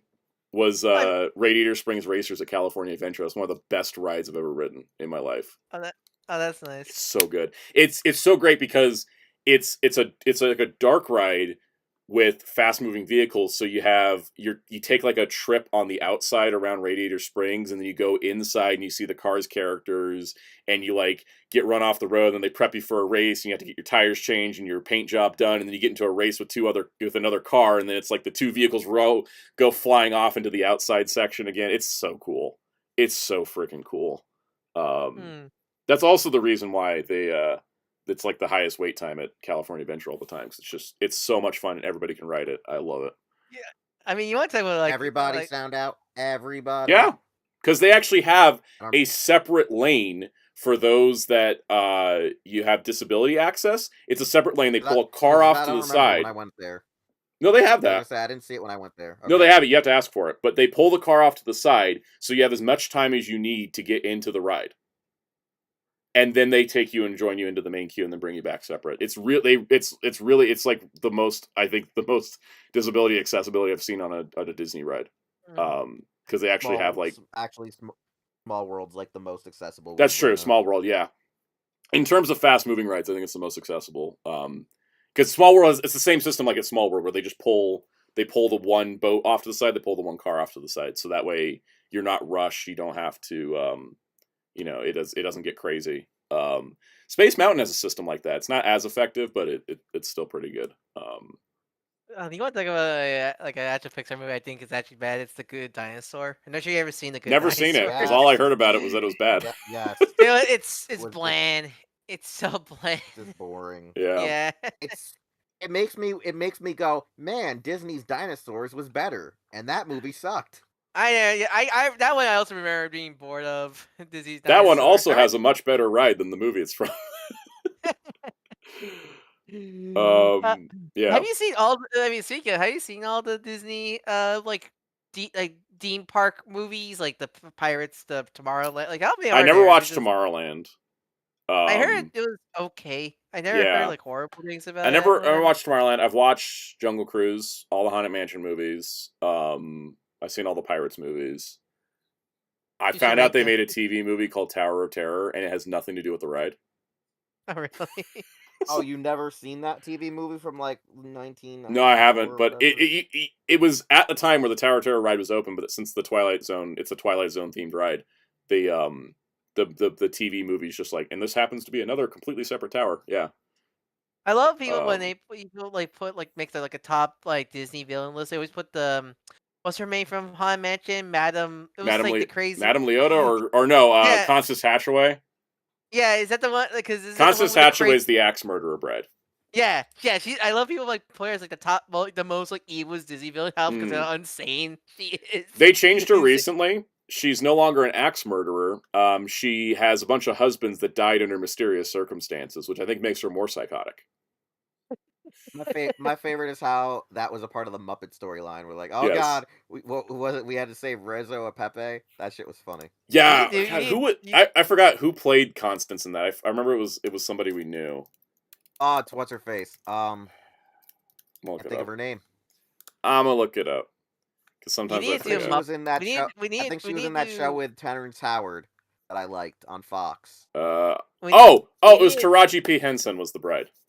Yeah, no, she's. Was she in the show that I was talking about, or am I confusing her for another chick? I don't remember. I remember Taraji P. Henson was in Person of Interest for a little bit before going off to doing like a bunch of movies and stuff. I was just watching Abbott Elementary, and Taraji P. Henson was there, and she was playing Janine's mother, and I was like, this is perfect. You need Yeah. to do a Muppet movie. You need to do a Muppet tier list, like a Yeah. Muppet movie series tier list. I really Santa needs to do a tier need list to. of the Muppets. Speaking of Muppets, K Master asked, "What do you hope for from the Netflix event this year?" I want to see Chopper. I want to see Tony Chopper in his Muppet glory, and maybe a trailer for season 2, and like maybe looks at characters in costume. They've been doing these little like Instagram videos, and like here's this actor, and they're talking about the character they're playing. Like, can we see him in costume? Like, what does I mean, Smoker look like? What does Robin look like? Like, I want to see stuff. Show me stuff. I speak of like Jim Henson Muppets. I those NECA Ultimate Sesame Street figures are actually really damn good. I've seen those videos. I've seen video reviews of them. I've got Count and Bert, but I need Ernie. I was like, gonna say, is your favorite Sesame Street Muppet? Is it the Count? Yeah. It's just my whole vibe, right? Hey, remember the Family Guy joke? Have they ever depicted him offing a guy? No. My favorite Count Not yet. moment. My favorite Count moment will ever be like that one moment where like Bert and Ernie were annoying him and he just zaps him. Yeah. Back when he had powers. Okay, yeah, I realized what Muteki was talking about. I did see this earlier. they had this picture of Iñaki Godoy on the set of One Piece holding the chopper hat, like while it was being made. Like you can see the Oh my X has been god. painted. It's gigantic, and I'm like, that's a Muppet hat.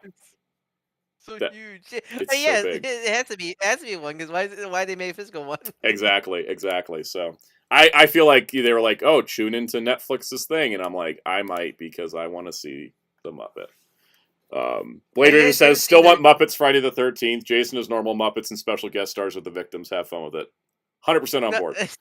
I mean, see, have you guys ever seen the original Wilkins coffee Jim Henson Yes. Watching all commercials? those old commercials. So good. I Like, love those. So I good. love I those love the coffee. commercials. I love the bread. I love the cereals. There was I a love like all of them. there was a touring Jim Henson exhibit that came through my town like right before COVID locked everything down. Got to go to this Jim Henson exhibit, and they had one of the original puppets from those commercials, and I was like, "This is the coolest thing ever." Did they try to shoot? Did they try to shoot you? No, luckily it didn't, but it's mostly because he's behind just love- glass. But I love how really violent those commercials so were. good. Like that's puppet violence is funny, right? Puppet violence is always funny. So do more with that. Yes. What was it? There's like there's a thing like someone said they're like instead of Disney remaking their animated movies into live action, they should just remake them with the Muppets. Yeah, like yeah. One of my favorite Muppets jokes is I forget what special it was, but it's the one where they run into Peter Jackson and they reference the Feebles. That Yeah. shit is probably one of the greatest fucking gags ever. If you've ever It's like, seen the "Oh, man, we haven't Muppets, hung-" the Muppets have done several like Oscar award presentations. It's always made me want them to host the Oscars. I do like when they're at the Game Awards. Yeah, it's like when they're at the Game Awards. I'm like, that's the only thing I agree with Jeff Keighley on 100% was that we need more Muppets in everything. And One of my favorite, I forget the full Yeah. content of the gag, but I remember one of my favorite gags is still in Muppets Take I think it was Muppets Take Manhattan, the scene in the park with Piggy and Kermit, and the one Yes. dude coming, is like, yeah, Kermit, what's your problem, Kermit? Like that. My Yeah, favorite one that's- is in the Great Muppet Caper when Mm. Columbo walks up to him, yeah. and that's a great one.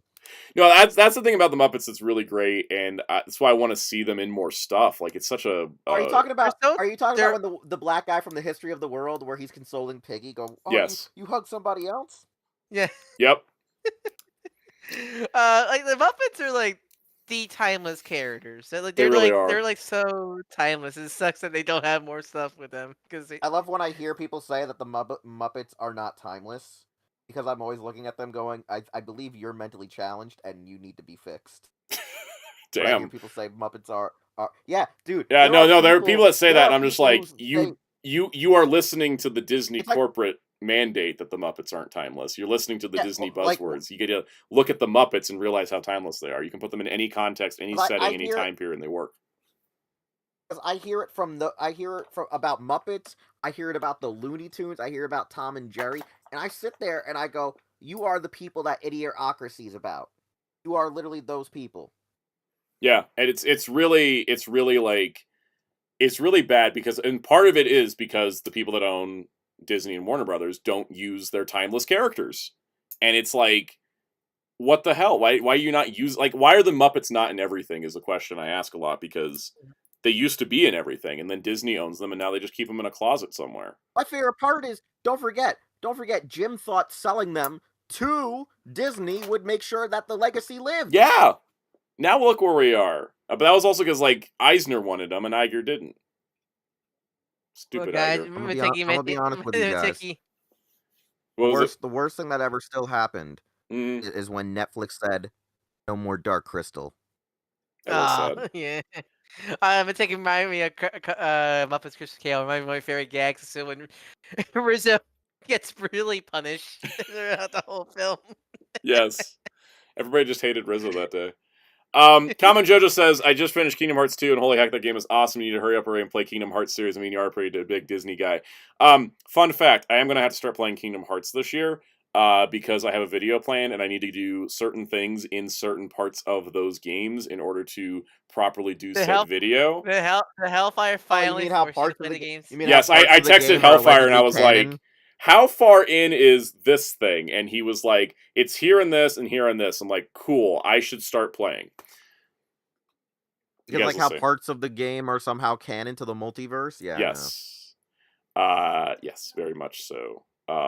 Because of how how AR hits it Disney, on the head. may or may Oh, they not. tried, but people don't want the Muppets. Well, maybe if they actually did fun stuff with them, people would like them more. Exactly.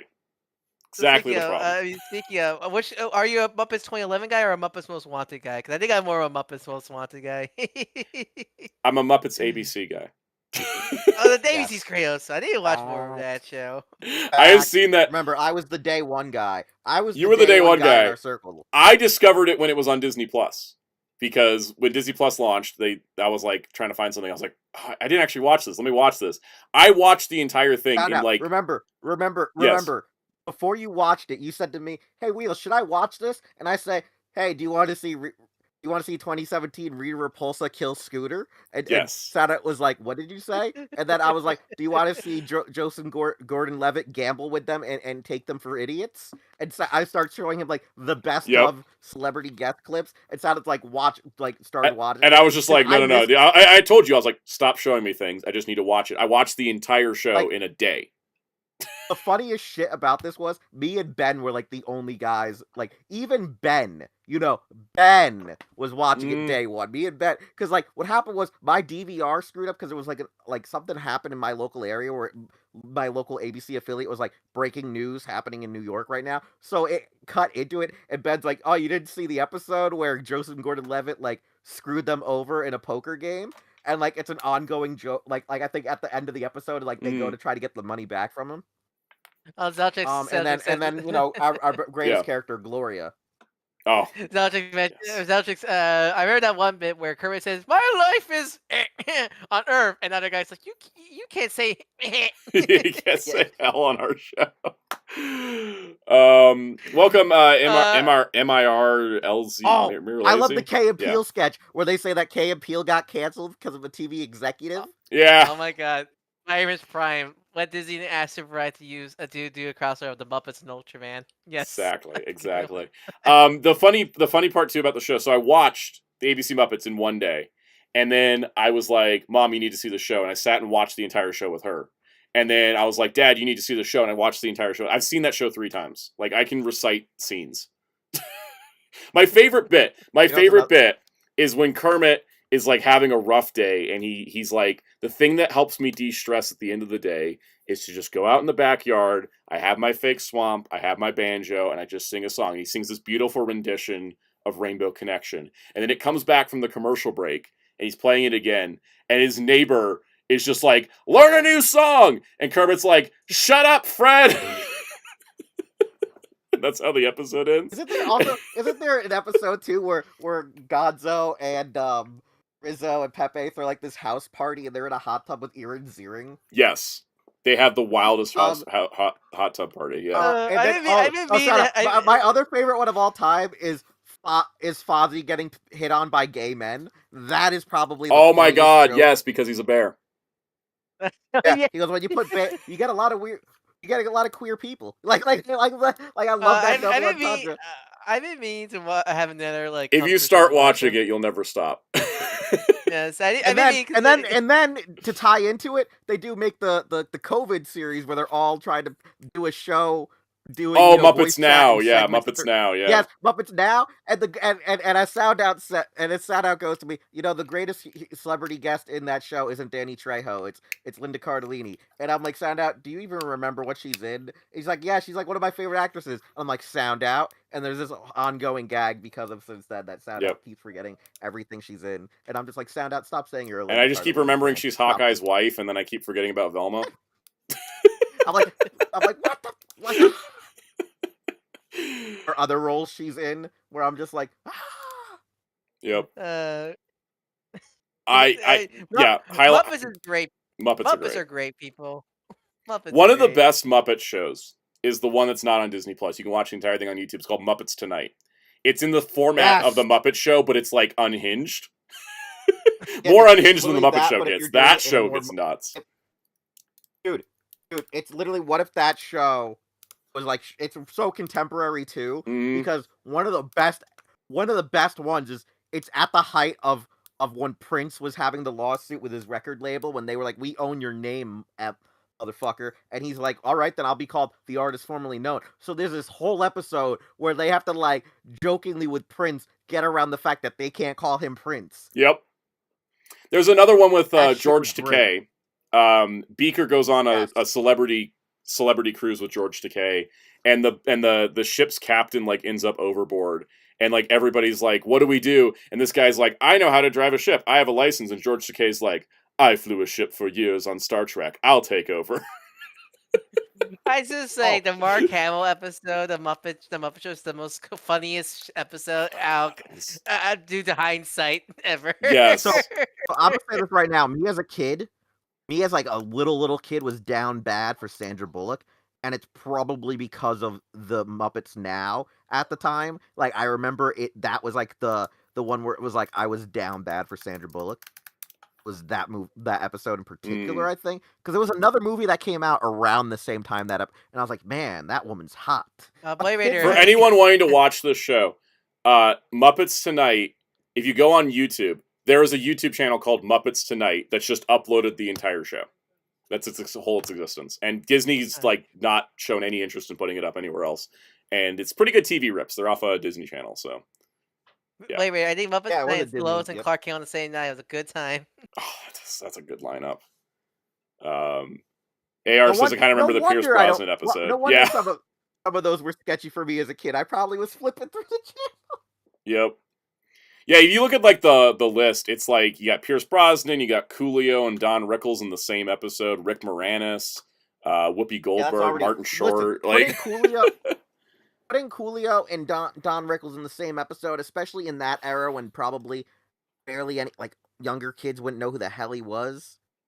Season you're one's in guest for star trouble. lineup. Season one's guest star lineup was Michelle Pfeiffer, Garth Brooks, Billy Crystal, John Goodman, Cindy Crawford, Tony Bennett, Sandra Bullock, Jason Alexander, Whoopi Goldberg, Martin Short. That is a hell of a first season. I was about to say those are like A-listers. Yeah. Oh my god. And then season two was artist formerly known as Prince, Rick Moranis, Heather Locklear, Pierce Brosnan, Coolio, Don Rickles, Paula Abdul, Dennis Quaid. They had an episode called The Cameo Show, which just had a bunch of people in it.